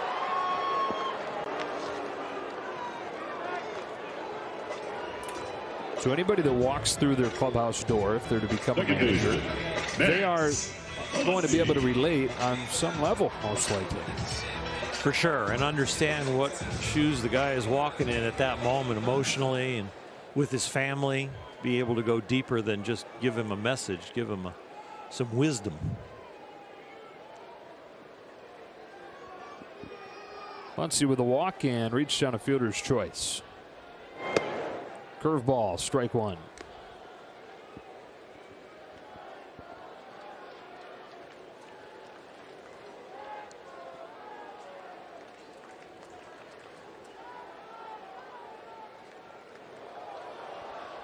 Aboard.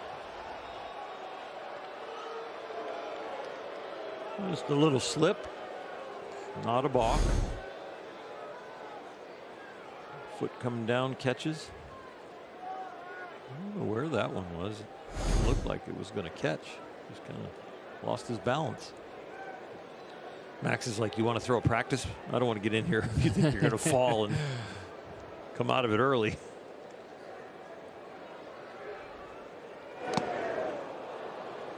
Oh, 2.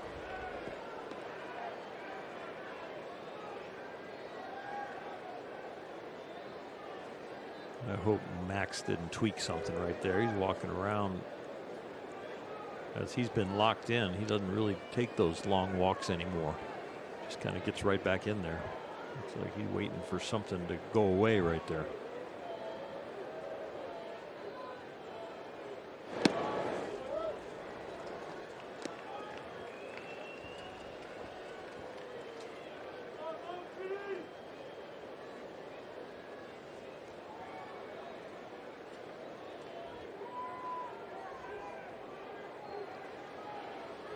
On a 1-2 pitch, Muncy chops on right side. First baseman Smith will feed Smith.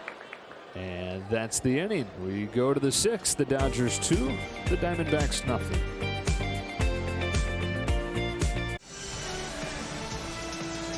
World Champion Dodger Baseball on Sportsnet LA is brought to you by Nissan. Choose Nissan today for great offers on our most exciting lineup ever. Shop NissanUSA.com. And by Postmates. When all you can dinner is think about Postmates. Walker Buehler on to the 6th inning, leading 2-0. Eduardo Escobar leads it off and flies it to left. One pitch, one out. And only one hit against Walker Buehler today. Bigger issue has been the walks. He's issued 4 of them, which matches his career high for the regular season. 3 of those 4 walks came in succession to load the bases in the 4th, but he was able to get out of it with no damage. And here he is with a shutout going in the 6th inning. Last 4 outs recorded on just 12 pitches. It took him 28 pitches to get through the 4th, where he had that erratic command, especially with the fastball.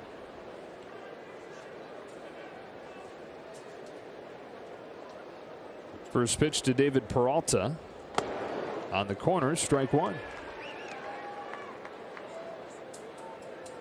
It's an Arizona team that has been boom or bust. They scored 12 runs on Saturday. They got shut out yesterday. And so looking for their first run since the 12-run outburst Saturday night. 7.5 runs per game in wins, 2.5 in the losses. See that with a lot of teams. Swing and a miss, strike 3, 2 gone.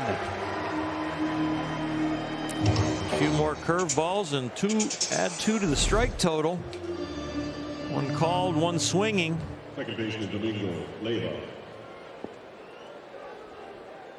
If he can find the curveball against left-handed hitters, that's going to increase his dominance.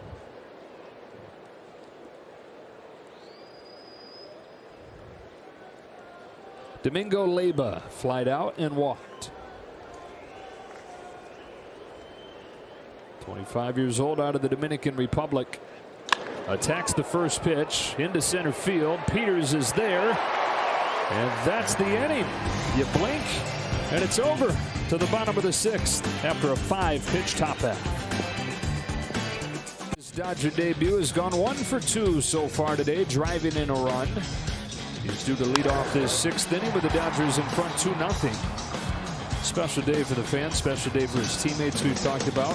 I don't know if we've talked about how it's a special day for him, and that's something that Dave Roberts said when he saw Albert walking into the clubhouse today. It struck him that Albert seemed like a 15-year-old kid showing up to the ballpark, invigorated and just joyful to be there.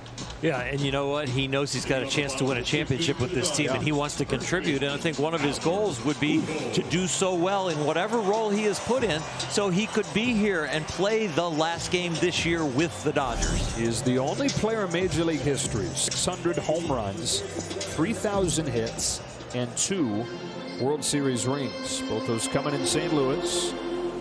No, the numbers this year are not good. His contact profile is the best it's been in 5 or 6 years. The gap between his actual numbers and the expected numbers based on how hard he's hit it, it's as large as anybody. Which would lead you to believe some of the bad numbers so far this year have been product of bad luck.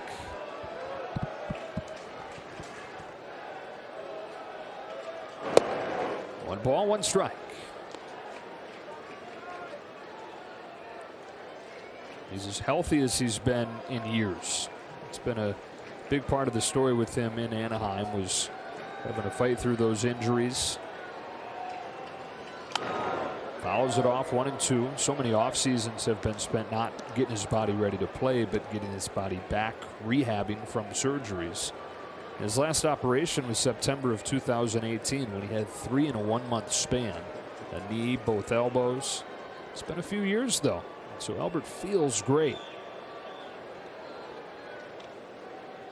On a 1-2 from Smith, fouls it off, will do it again. Added himself, thought he had one to do damage on. He did. It was hanging up there. They were trying to come back foot breaking ball, go down and under his swing, and they left it up.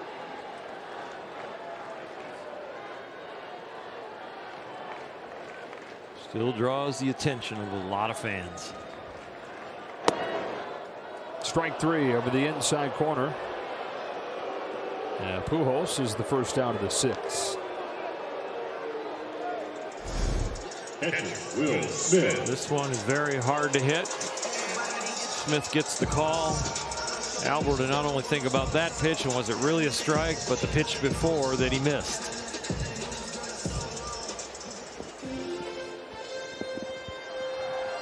I mentioned Arizona has only 1 hit. Dodgers only have 2. Albert's RBI single, and Will Smith, who stands in now, he has a home run. Started the scoring in the second.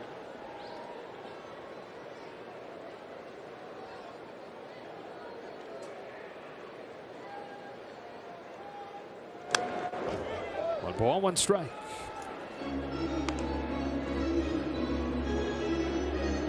You mentioned Will's at bat when Albert was at first kind of cheering him on. Yeah. How about this inning when they're both coming up, the first 2 hitters, and they're in the on deck circle getting ready to hit, you know, right there side by side, like the first 2 hitters are always there, and they're watching the warm-ups of the pitcher, and he's standing there with Albert.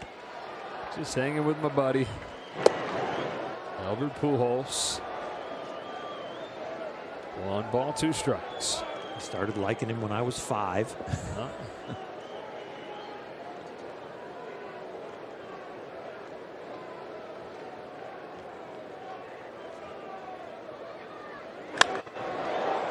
Gets under this one. Bill Castro.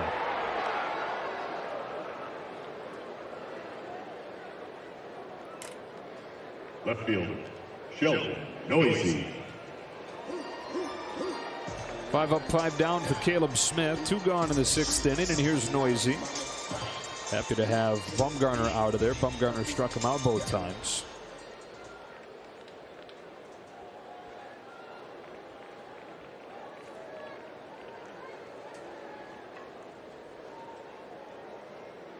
In front of a changeup.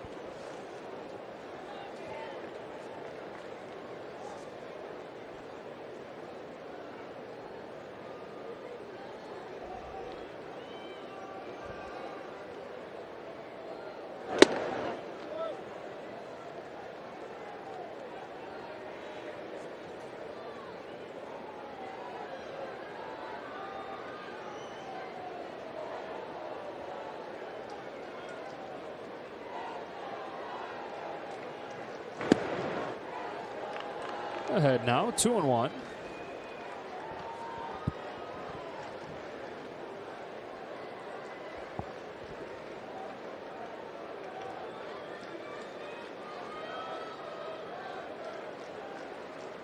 Smith delivers, and Noisy fouls it off down the line. 2-2.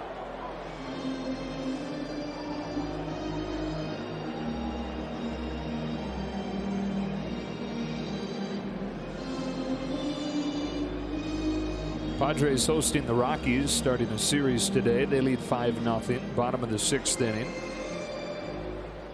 Padres trying to keep pace with the Giants. They started the day just a half game back. And San Diego's won 6 of 7, despite several players on the COVID list.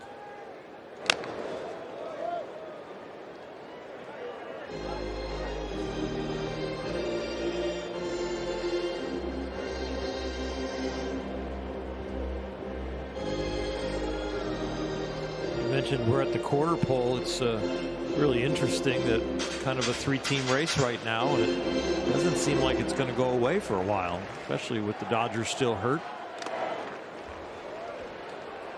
You would think, okay, you know, the way it's going, they get all healthy and everybody back, and then maybe they take off. But they're really just trying to stay close right now because the Giants keep posting a W early. Giants have their best record through 40 games since their last World Series season, 2014. 25-16 after winning today. Full count on Noisy.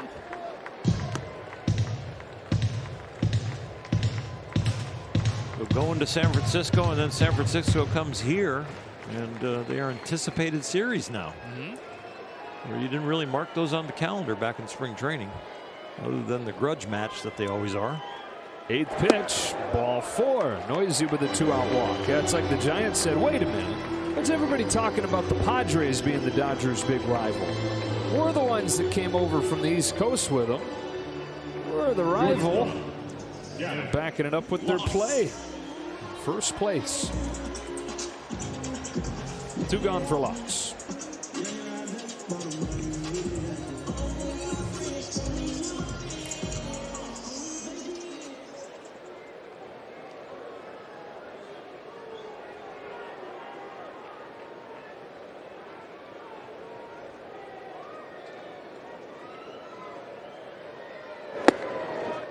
One and 0.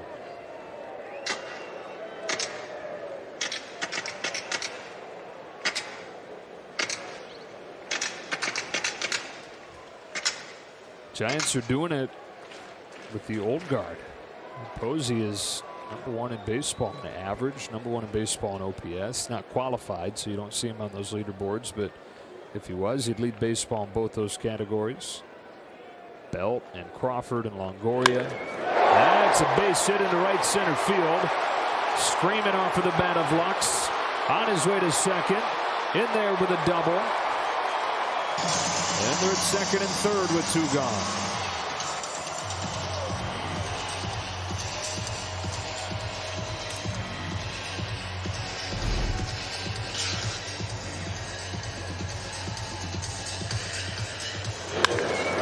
Rakes this, and this is where LeCastro's speed in center field really pays off, because if that ball gets to the wall, Noisy's going to score, but LeCastro with all of his speed got over there easily and cut that ball off.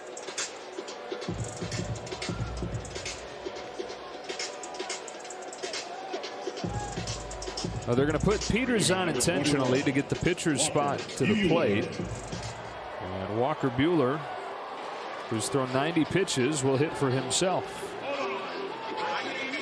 Dave Roberts valuing him as a pitcher in the 7th over a spot to add on here in the 6th. Dodgers coming off of the bullpen game yesterday. And in a stretch here, long stretch with no off days. Want to get all he can out of Buehler on the mound, and maybe runs into one here. Swinging for the fences right there for a granny.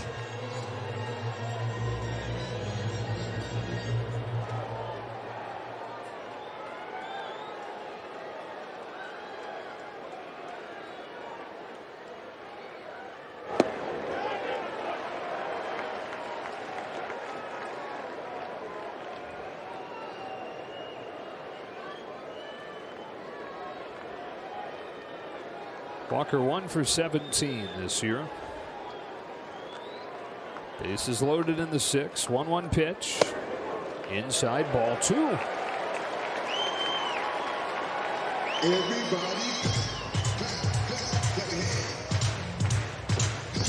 One spot, one swing. Other than that, you're going to take it. If you have that reaction time and have built that, you don't get that many reps as a pitcher. Generous inside corner, 2-2. Yeah, he was taken all the way. He was trying to hop out of the way and sell it.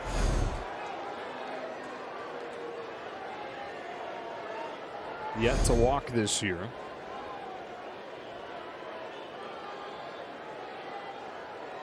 Two-two pitch. Got him swinging. On to the 7th inning we go. Walker Buehler back to the mound with a 2-0 lead.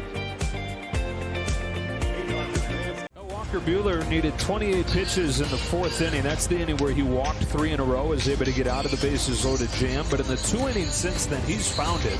16 pitches to go 6 up, 6 down. And here he is into the 7th.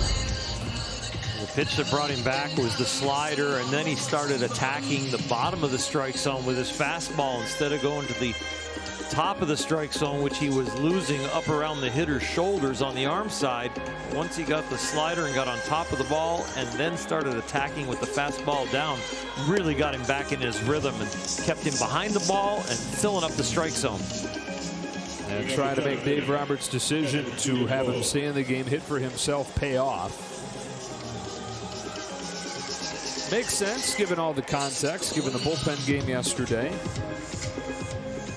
Yeah, given the short bench, even though Chris Taylor could be available, they probably want to stay away from him with that sore wrist. So Buehler, who's given up just one hit, goes to work in the 7th inning against Stephen Vogt. And misses with a first pitch curve.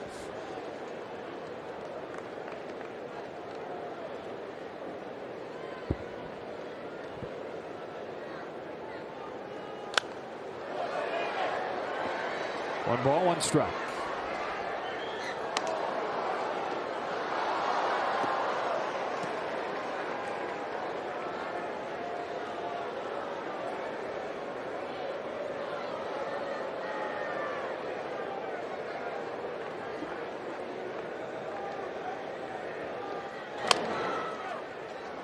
One ball, two strikes.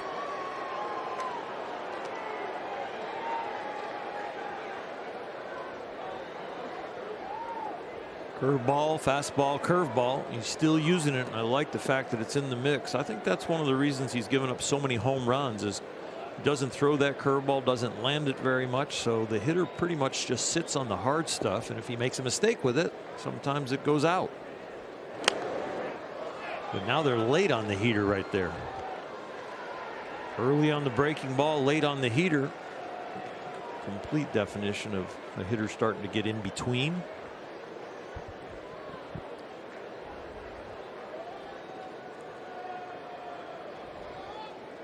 Another 1-2 to Stephen Vogt. Is lifted to right center field. That's retreating. He's there. One away in the 7th. A word from Morongo. It's calling you. Belly up to the new Sideline Sports Bar. Good time. Here's Nick Ahmed. Buehler has reached his season average 6 1/3. He's gone 6 full innings in every start this year, at least. Yeah, this is the 4th time in his last 5 games he's pitched into the 7th. Dodgers has a staff going deeper than any other in the majors this year.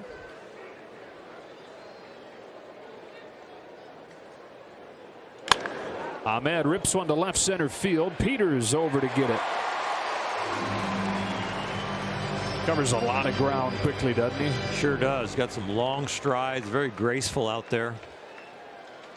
0 for 12 now against Walker's fastball tonight with 3 Ks. And we've talked about it. That is normally the highest average for hitters is against fastballs, but not the case with Walker Buehler. Coming into the game, opponents are hitting 196 against it. And is only dropping with the 0 for 12 thus far. Castro shows bunt, takes a strike.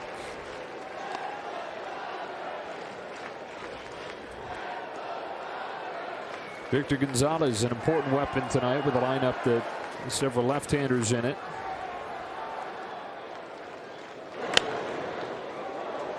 Down the line. That's over to make the catch. And Superman's his way on the railing. Timed it up, made the play, finished off a 1-2-3-7. Hesitation step on the way over just to get the read, and then wow. Yes, I'm safe. I got it.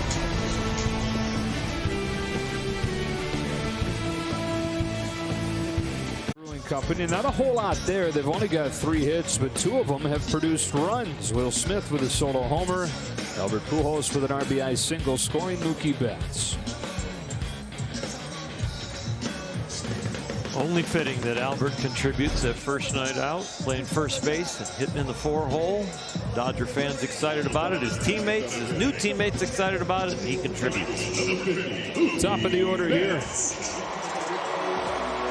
Joe Manaply coming into the game.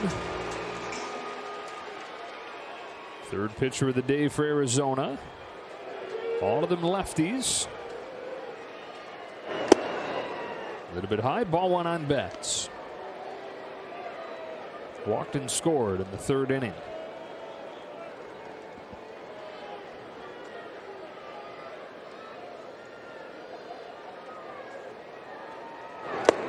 Out in front, 1-1. Man, apply with fastball, slider, changeup. That was a changeup right there that Mookie was out in front of.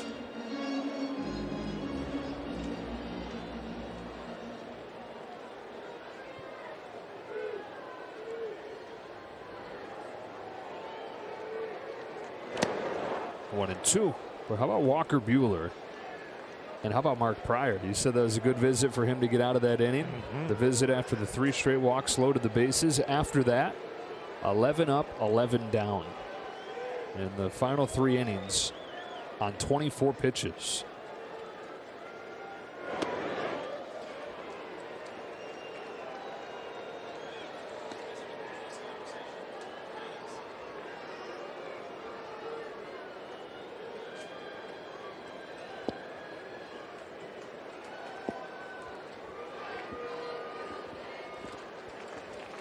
Mookie Betts leading off this 7th.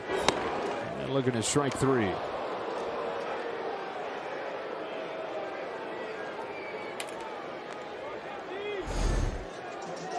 Third baseman, number 10. Offense has just not gotten its wheels going here tonight. Just a couple of hits and a couple of runs. And the reason the Dodgers always have a chance in these games, because of the starting staff. These starters have really been the foundation of this club this year so far.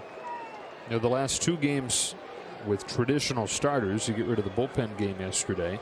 No runs on 3 hits, covering 14 innings. 7 innings from Buehler tonight, 7 innings from Bauer on Saturday. Strike 1 on Turner.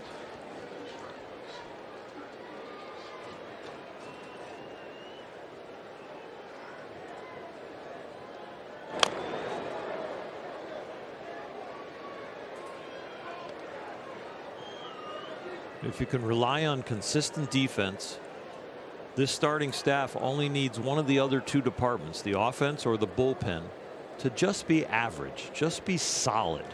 And this starting staff can carry this club. If any of the other departments shine, that's when the Dodgers just blow people out. Well, you mentioned the defensive part, though. Normally, you've been able to rely on solid defense. It's not been as consistent this year. There's some metrics that like them okay, but they've been an elite defensive team. And part of that is the injuries. Bellinger, an elite defender, they've been without. And the trickle down that comes from those injuries, guys playing positions they're not necessarily 100% comfortable in.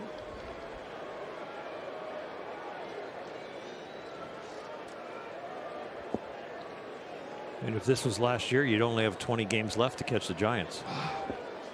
That's wild. Coming down to the wire. Yeah. Final 3 weeks.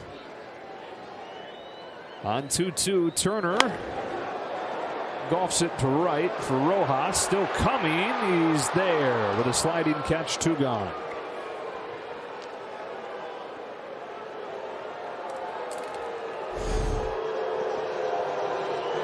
Rojas has shown his wheels on some of his ground outs. 1 to Lux. He almost beat it out right there. Used that speed to cover some territory.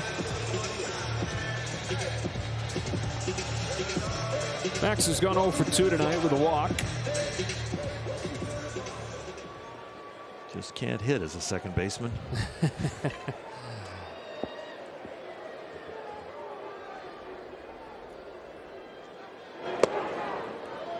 0-1.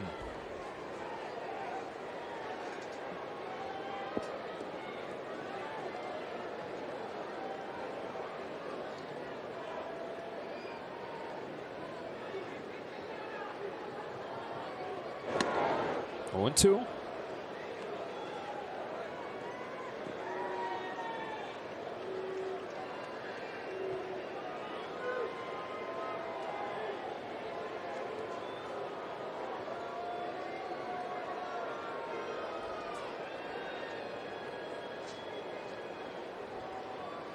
Man apply, looking for a 1-2-3 7th. The ball and 2 strikes on Muncy. This Arizona bullpen has been one of the biggest issues for him. Only Colorado has a higher bullpen ERA, 5.36.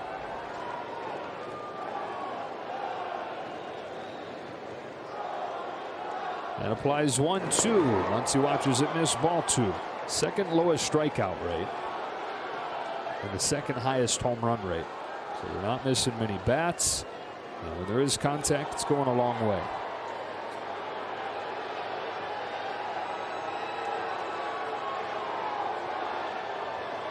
Two balls, 2 strikes. Muncy swings and misses, strike 3. A 1-2-3 inning for Manaply. Really good relief work tonight. The starting pitcher, but Albert jumped right in there, and he's telling him after struggling with his command, come on, just throw it over the plate. You know how hard you are to hit. And since then, 3 up, 3 down, 3 up, 3 down, 3 up, 3 down, 24 pitches. Nice pep talk, Albert. Who's in, who's out, brought to you by In-N-Out. Buehler's night is finished. 7 shutout innings, and here's Victor Gonzalez with a 2-0 lead in the 8th.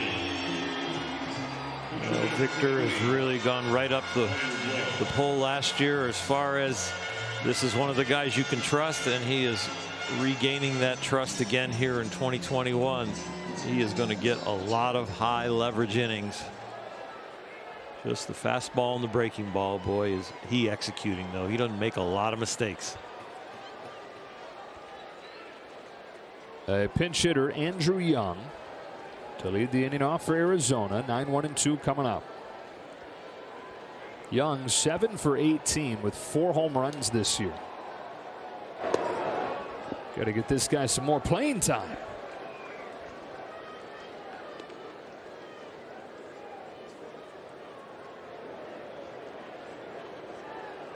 Came over in the Paul Goldschmidt deal.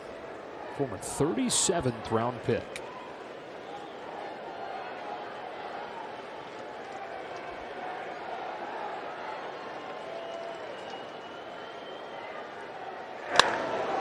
Fly to center field, but off the end of the bat. There's DJ Peters. There's out number 1.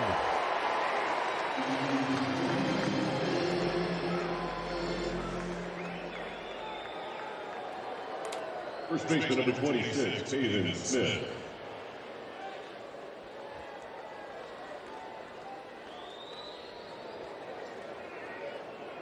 Back to the top, Pavin Smith.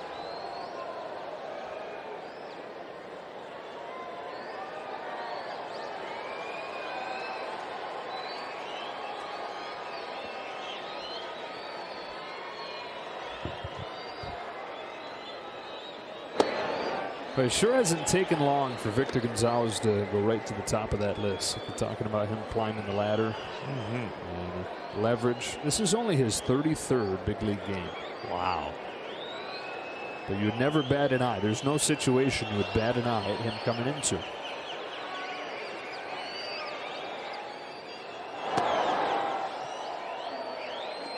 He really truly is still in development as a big leaguer at 33 games. I mean, this is still getting your legs underneath you, but with that playoff and World Series experience and the way he performed, and now another spring training under his belt and these few outings this season, he looks great.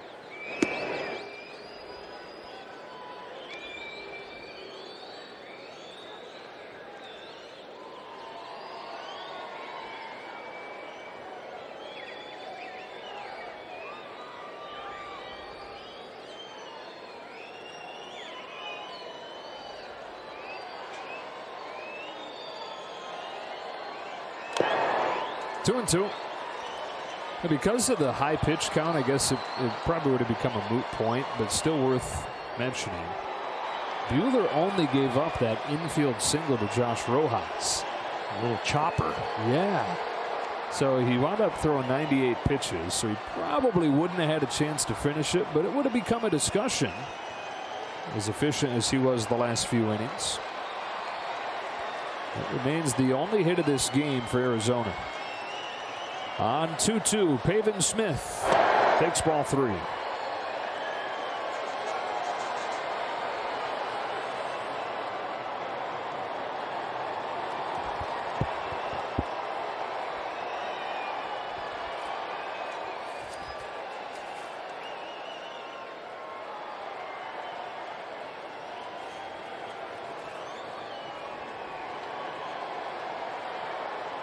Payoff pitch. Just misses. Arizona has its first base runner since the 4th. And they've got the tying run coming to the plate. So close. Gonzalez, with his command so far through this long career of 33 games, almost earns that strike.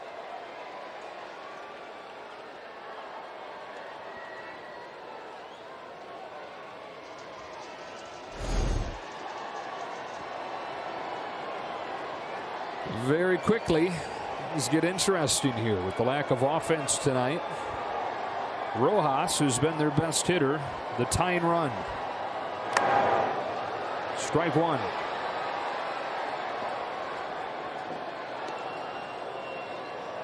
Their best hitter, and by average, the best hitter in the National League this month. Tonight he's 1 for 3, the only Arizona hit, that infield chopper against Buehler back in the 1st.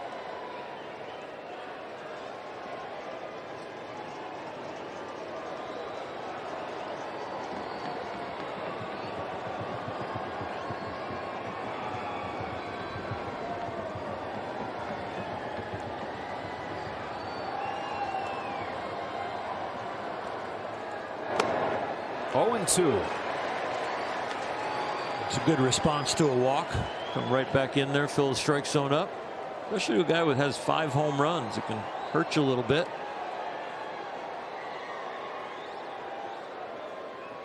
If you throw him a breaking ball, you don't throw him one just for a strike. You got to try and make him chase it, keep it away. You don't want anything hanging where he can pull it down the line.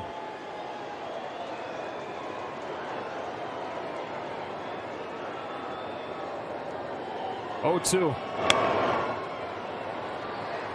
It was a good job by Will Smith, really scooting out there and giving him the whole body, at least most of the body, off the plate.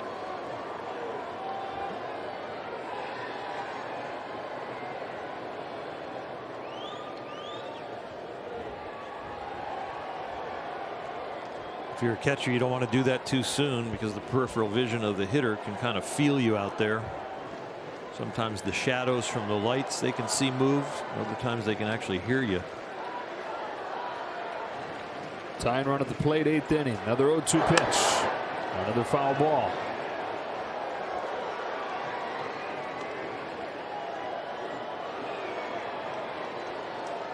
The thing you don't want to do with Rojas is miss in. Number 2 slugging in the majors on pitches over the inner third. And that would be that hanging breaking ball. Just kind of spinning there and laying there. If you're going to throw the breaking ball, you got to get through it. Make sure it's down, make sure it's getting away. Smith at first, one gone, another 0-2 pitch. Rojas slaps a ground ball, lucks over to at least keep it from getting too far deep into left.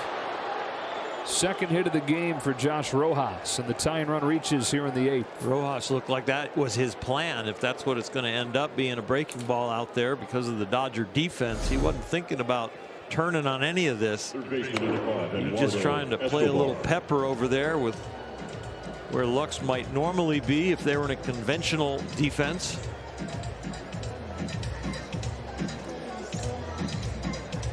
Now the walk really hurts. Well, tonight Rojas 2 for 4. Rest of the team 0 for 20.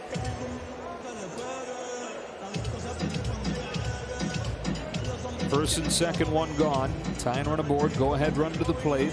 Eduardo Escobar, who is 5th in the league with 9 home runs, 4th in the league in RBIs. 0 for 3 tonight.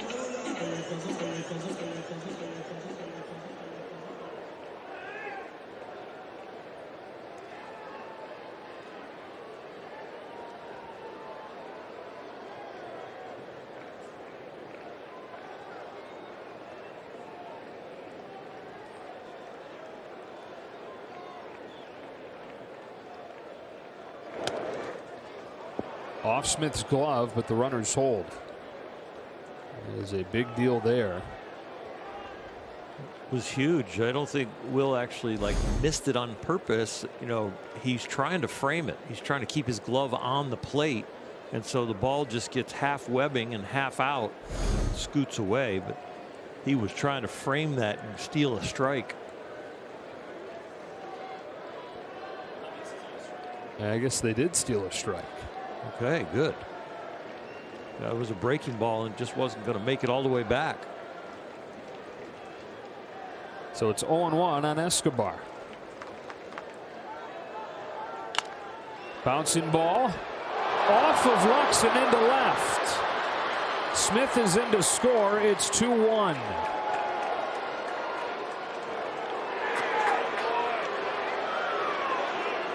That is a base hit for Escobar. But Gavin was trying to slide, catch the ball, pop up, and then be able to throw it either over to Justin Turner at third or over to second. Watch him go into the slide, kind of pop up. The spike gets caught.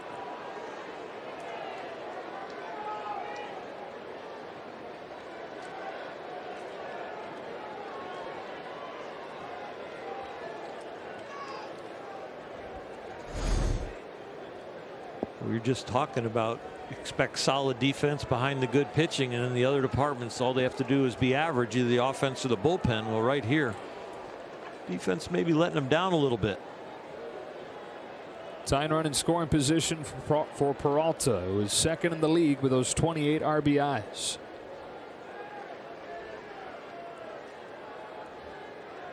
First and second, one gone. Gonzalez delivers and Peralta watches strike one. And the Dodger bullpen, Kenley Jansen beginning to warm.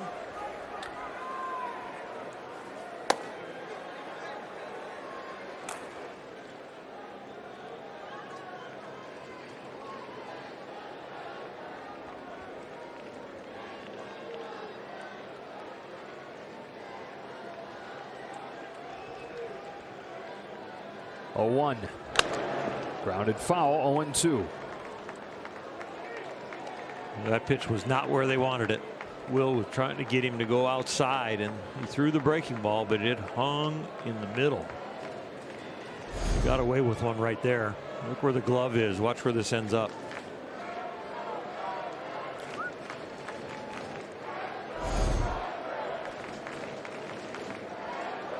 They've been on the edge a little bit here. The walk comes in to score. Lives to see another here. It's an 0-2. Peralta cracks his bat and a bouncer up the middle. Lux to the bag for one. Late at first.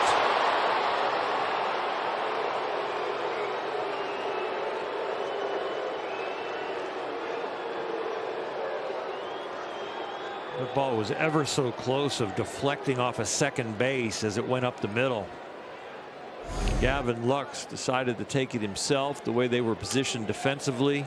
Gets on the bag, snap throw over there. Boy, that was a strong arm, but he is safe easily down there at first. Peralta. It's a great inside fastball from Gonzalez.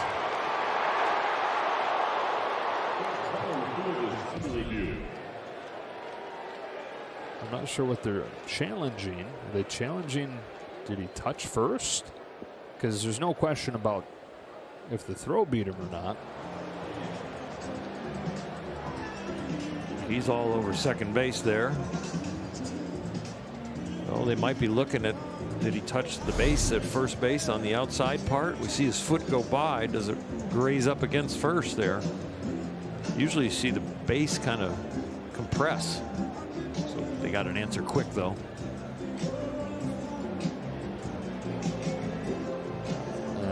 Quick answer. Dave Roberts comes out of the dugout. He's going to go to Kenley Jansen here for a 4-out save.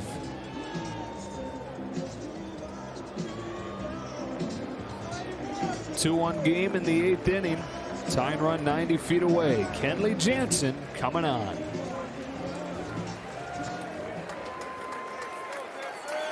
By your Southern California Chevy dealers, it'll be Julio Urias for the Dodgers. Arizona still figuring things out with their pitching with all the injury issues they're dealing with, but it will be Julio for LA.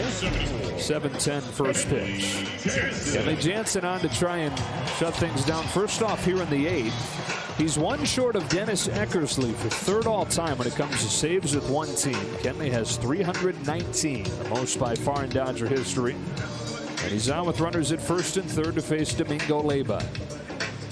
He has had an outstanding career. We've seen him with 2-inning outings. We've seen him with 4-out saves, and that's what he's going to be attempting right here. Average fastball this year has really ticked up. He's up 93 miles an hour averaging. We've seen him as high as 96, 97. We've seen him as low as 90. And he's thrown into the fire here with runners on. Rojas representing the tying run. Peralta the go-ahead run. This season with men on base, Kenley Jansen holding opponents to 2 for 27.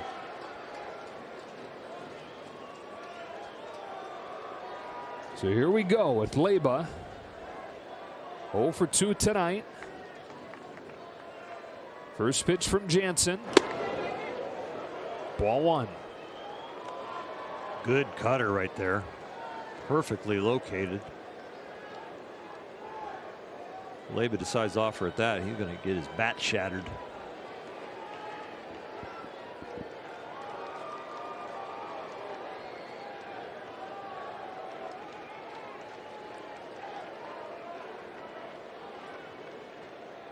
Kenley's 1-0.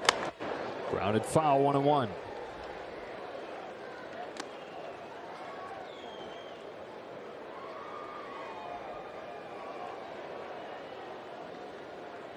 He might have didn't shatter it, but he broke it. Yeah.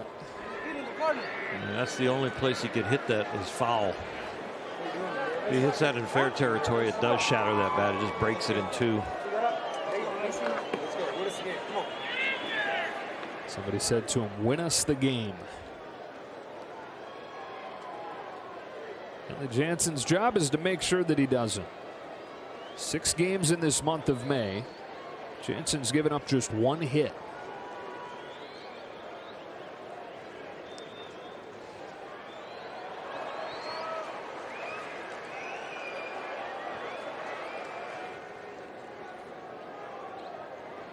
Set for the 1-1 pitch. Right there, strike 2.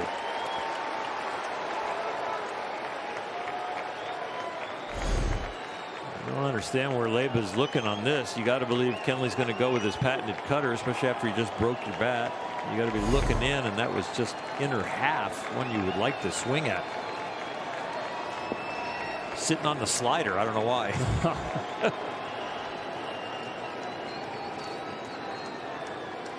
The 1-2 pitch. 93. Peralta was moving from first, so head back to the bag.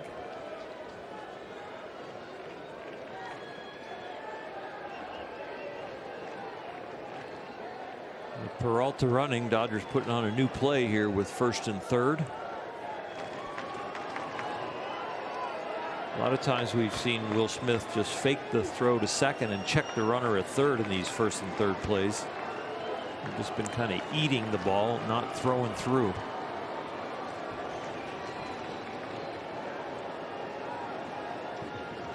Another 1-2.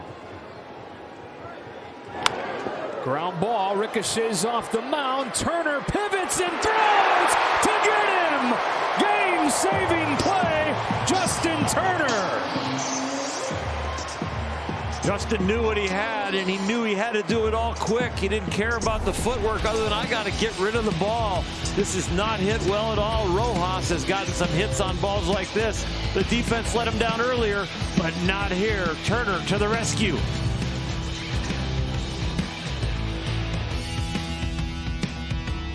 Now the difference in the game, Albert Pujols, an RBI single in his Dodgers debut, and Jerry, he's getting ready to lead off the bottom of the 8th. How about another insurance run? He got Albert at the bat. See you guys right here after the game.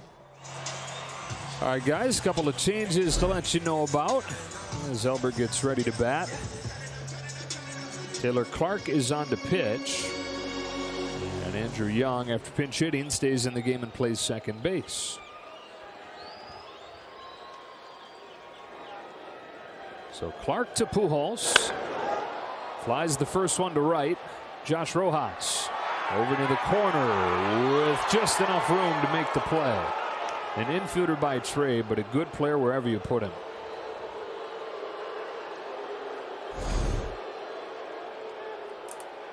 Did a nice job understanding where the wall is. How to work his footwork. All that speed at the beginning gives him some time at the end.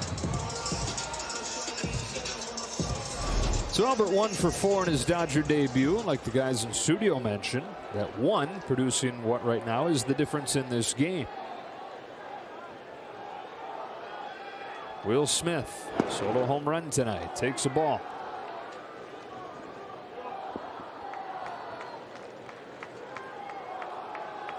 Vote Ahmed LeCastro due up for the Diamondbacks in the 9th inning against Jansen.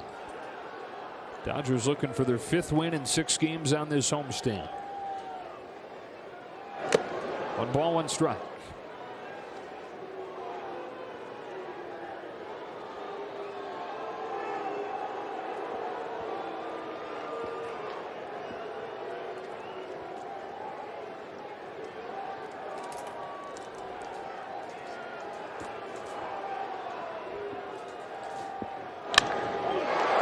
Center field. Smith has his second hit. LeCastro hustles to the track to cut it off somehow. And Smith is into second with a double.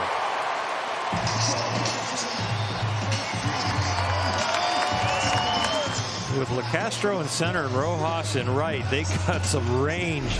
But this ball is hit so hard, it doesn't matter if it gets to the wall.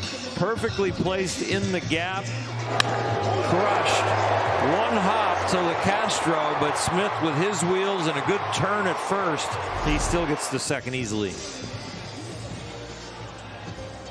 Hitting for the Dodgers, for 45, Matt Beatty. Well, with the right-hander on the mound, Matt Beatty pinch hits for Sheldon Noisy.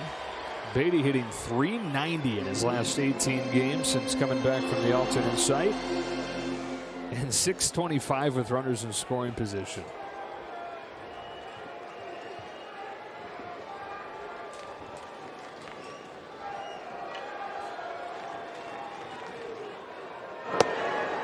It's a good guy to have really good with runners in scoring position, because Matt Beatty has come up with a man in scoring position in a higher percentage of his at-bats than any other player in the National League.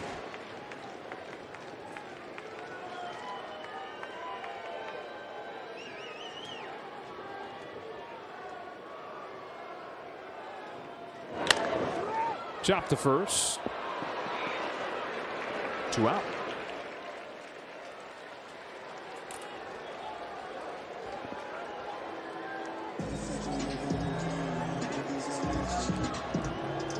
Here's Lux. Shortstop, number 9, Gavin Lux. Well, Lux got Walker Buehler off of the hook. Buehler's last start, hitting that game-winning 3-run home run. And he's worn the tight pants since. He wore them just on Buehler's start days prior to that. He figured, look, if it's working there, I'm going to do it every day.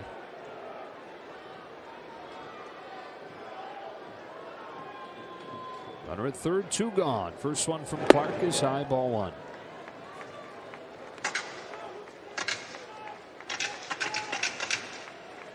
Had a couple of rough attempts on defense and probably looking to kind of make up for that right here.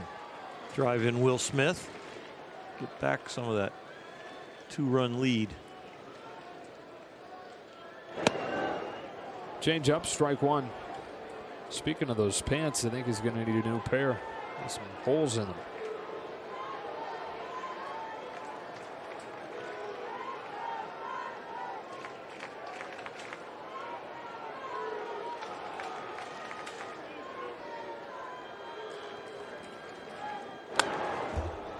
One and two.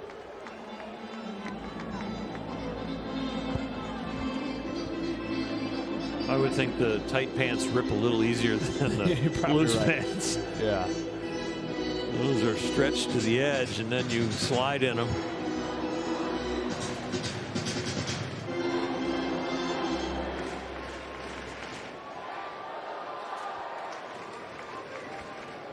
Smith at third, 2 gone, a 1-2 pitch. And the dirt ball 2.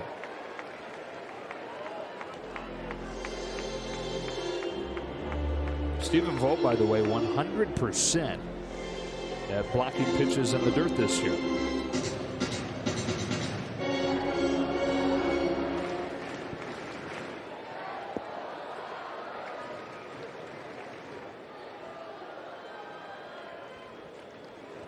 On 2-2, Lux yanks a base hit to right to bring home Smith and give him the run right back.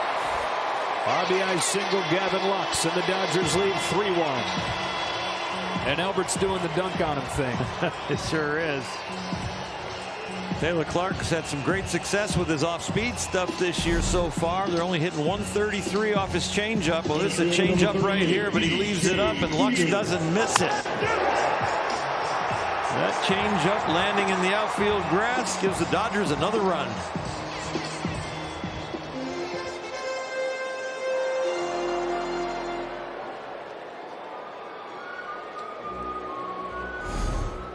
DJ Peters walked intentionally for the 2nd time tonight. That'll force Kenley Jansen to bat. What's Kenley with runners in scoring position? I'm not sure he's ever made an out. They're down there. There's like 3 guys giving him the scouting report. Albert's involved. They are. I'm serious. They were all around him like it was a huddle. Look at, he's still getting information. Oh, he's got to get the right helmet. Oh, yeah, baby. This reminds me when Gibson came out of the dugout. Game 1 of the '88 World Series. Look at all this. Watch it. Muncy, Turner. Turner's laughing. I can't believe he's getting advice. Can't get the right helmet on. Albert's there. Luke Raley's got too small a head. Mark Pryor's laughing behind him. He's like, I get it, Brant. Look, we stalled for you to get ready to come in. We're going to stall for you till you get the right helmet. He is 1 for 3 lifetime with runners in scoring position. All right. That's a Hall of Fame average, boy. Can't believe they walked a guy to get to him.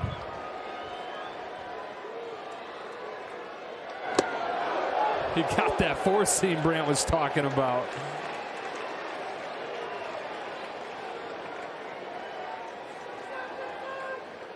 Switch hitter. That's what Albert swung at first pitch. Got the high 4-seamer and just missed it. Said that was a good hack. Yeah.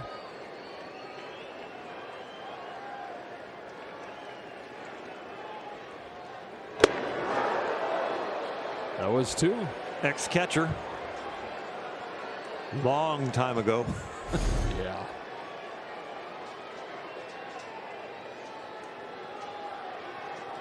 And after that swing, he became a pitcher. Look at these career numbers. 0-2 is very high. Good take. Big boy take. Oh, yeah. He's a big boy with a take.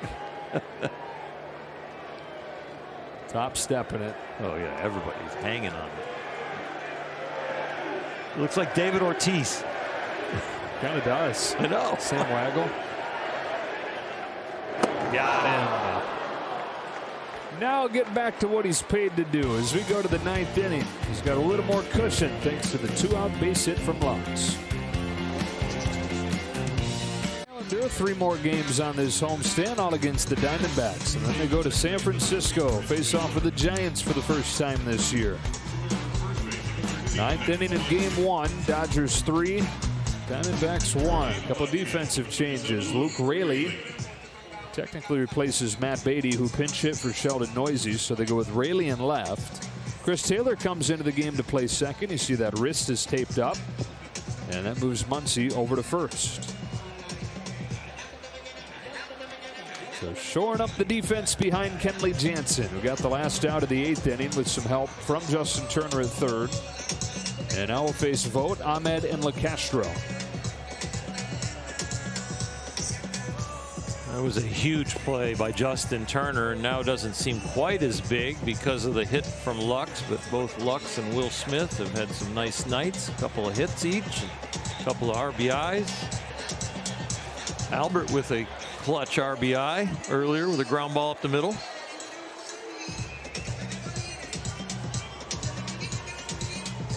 It's been fun tonight watching him seemingly have fun. Yeah. Big smile on his face a lot of the night.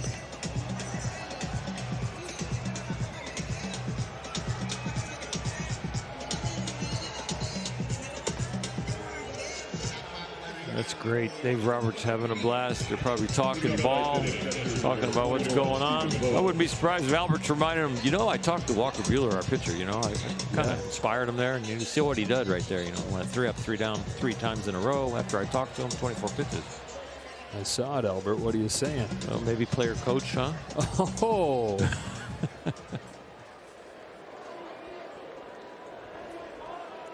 All right, here we go. His Vogt stands in. Boy, that insurance run changes the temperature of the room, doesn't it? Jansen's first pitch of the 9th is lifted to center. Peters going back. No big deal. 1 pitch, 1 out.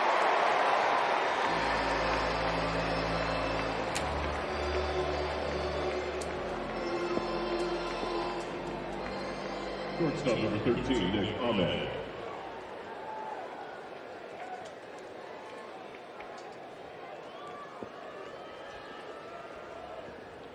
Nick Ahmed, 0 for 3 tonight.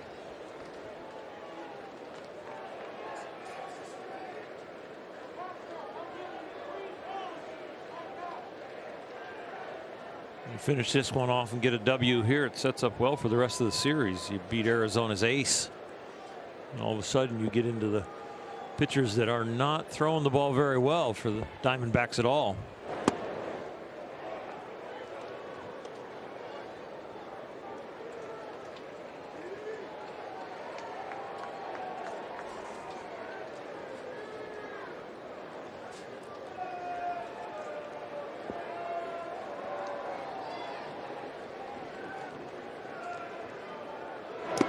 Two and 0.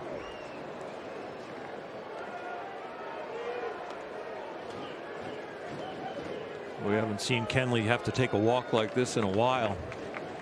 He has been usually just getting the ball back from the umpire or his catcher, getting on the rubber and going, but a little disgusted with his mechanics there the last couple pitches.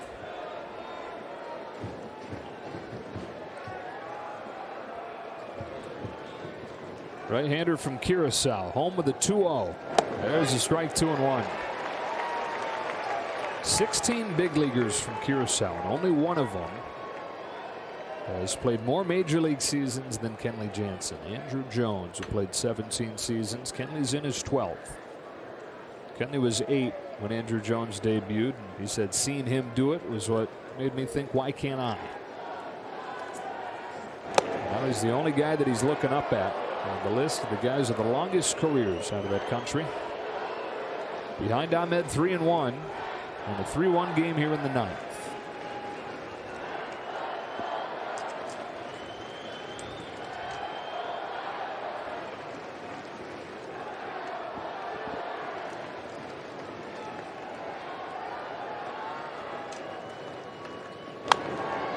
Two.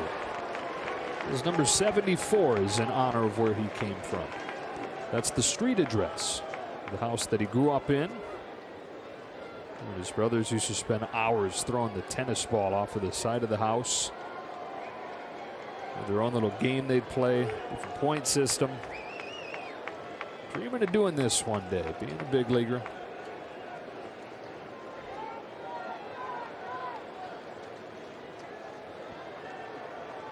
His payoff pitch is low, and the Diamondbacks get the tying run to the plate.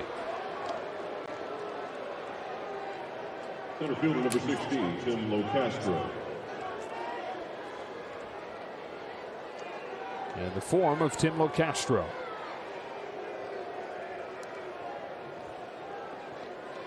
Castro does have 1 home run this year.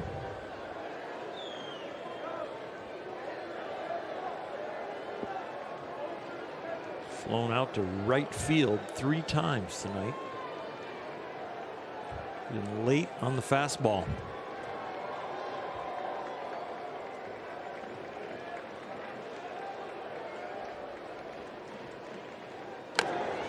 Pushes a bunt along first, strike 1.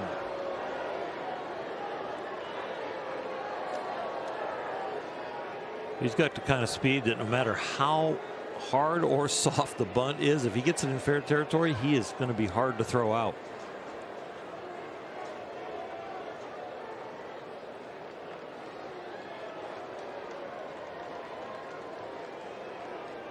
The way the Dodger defense is right now, where Chris Taylor's playing up the middle as the second baseman, he was just trying to get it over towards Muncy and then beat him to the bag.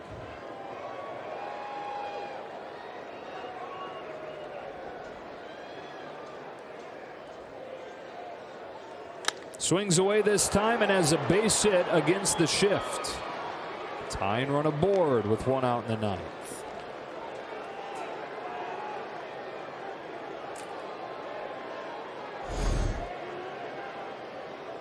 Rojas looked like he tried to do this earlier and he went the other way because he's a left-handed hitter and beat the shift. And now here Locastro does it. Just kind of gives himself up as far as the doubles or the triples or the home runs and says, I'll just take the base hit over there on the right side. And pass the baton to Andrew Young as Kenley gives up just his 2nd hit this month.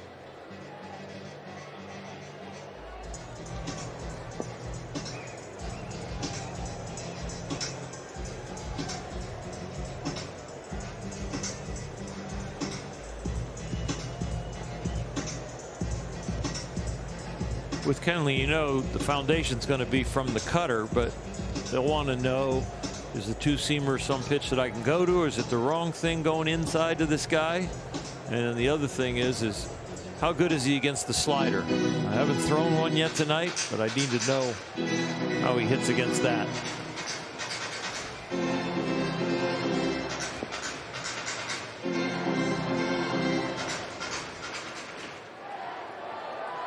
Young came on as a pinch hitter in the 8th inning, flied to center. Gave these numbers when he came up as the pinch hitter. He's 7 for 19 with 4 home runs. Good speed on the bases. Ahmed at second. The one that matters at first, Locastro, the fastest player in baseball.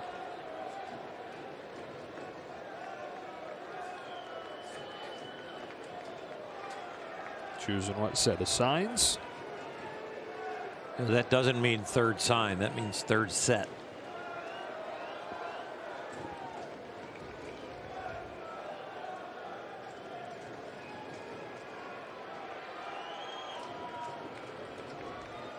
Jansen to Young with the first one. That's down the pipe, strike 1.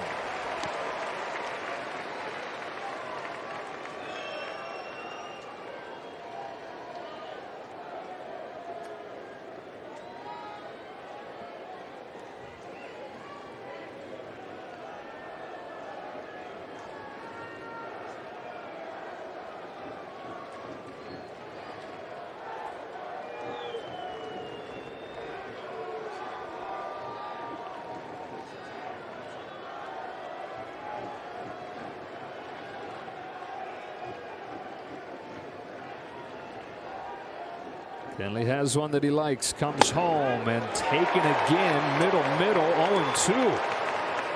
I think the first one was a cutter who was in the middle. That one, I think, where they were going with more of the 2-seamer, kind of run it in on him, but it did stay middle, just had a slightly different spin on it. Hardest pitch he's thrown at 94. Ready for an 0-2.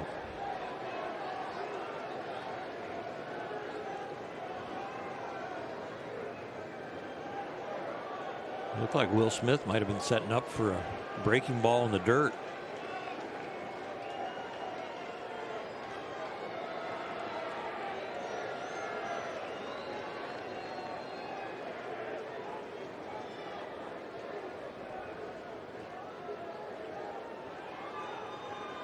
The 0-2. It is a breaking ball. He left it up and a bounce to Lux. A double play to end the night. 6-4-3, 3-1. Outstanding job by the pitchers. Outstanding job from Lux and Smith and Albert. What a debut. And Kenley Jansen tied for third all time for saves with one team, tied with Dennis Eckersley. 320 in a Dodger uniform.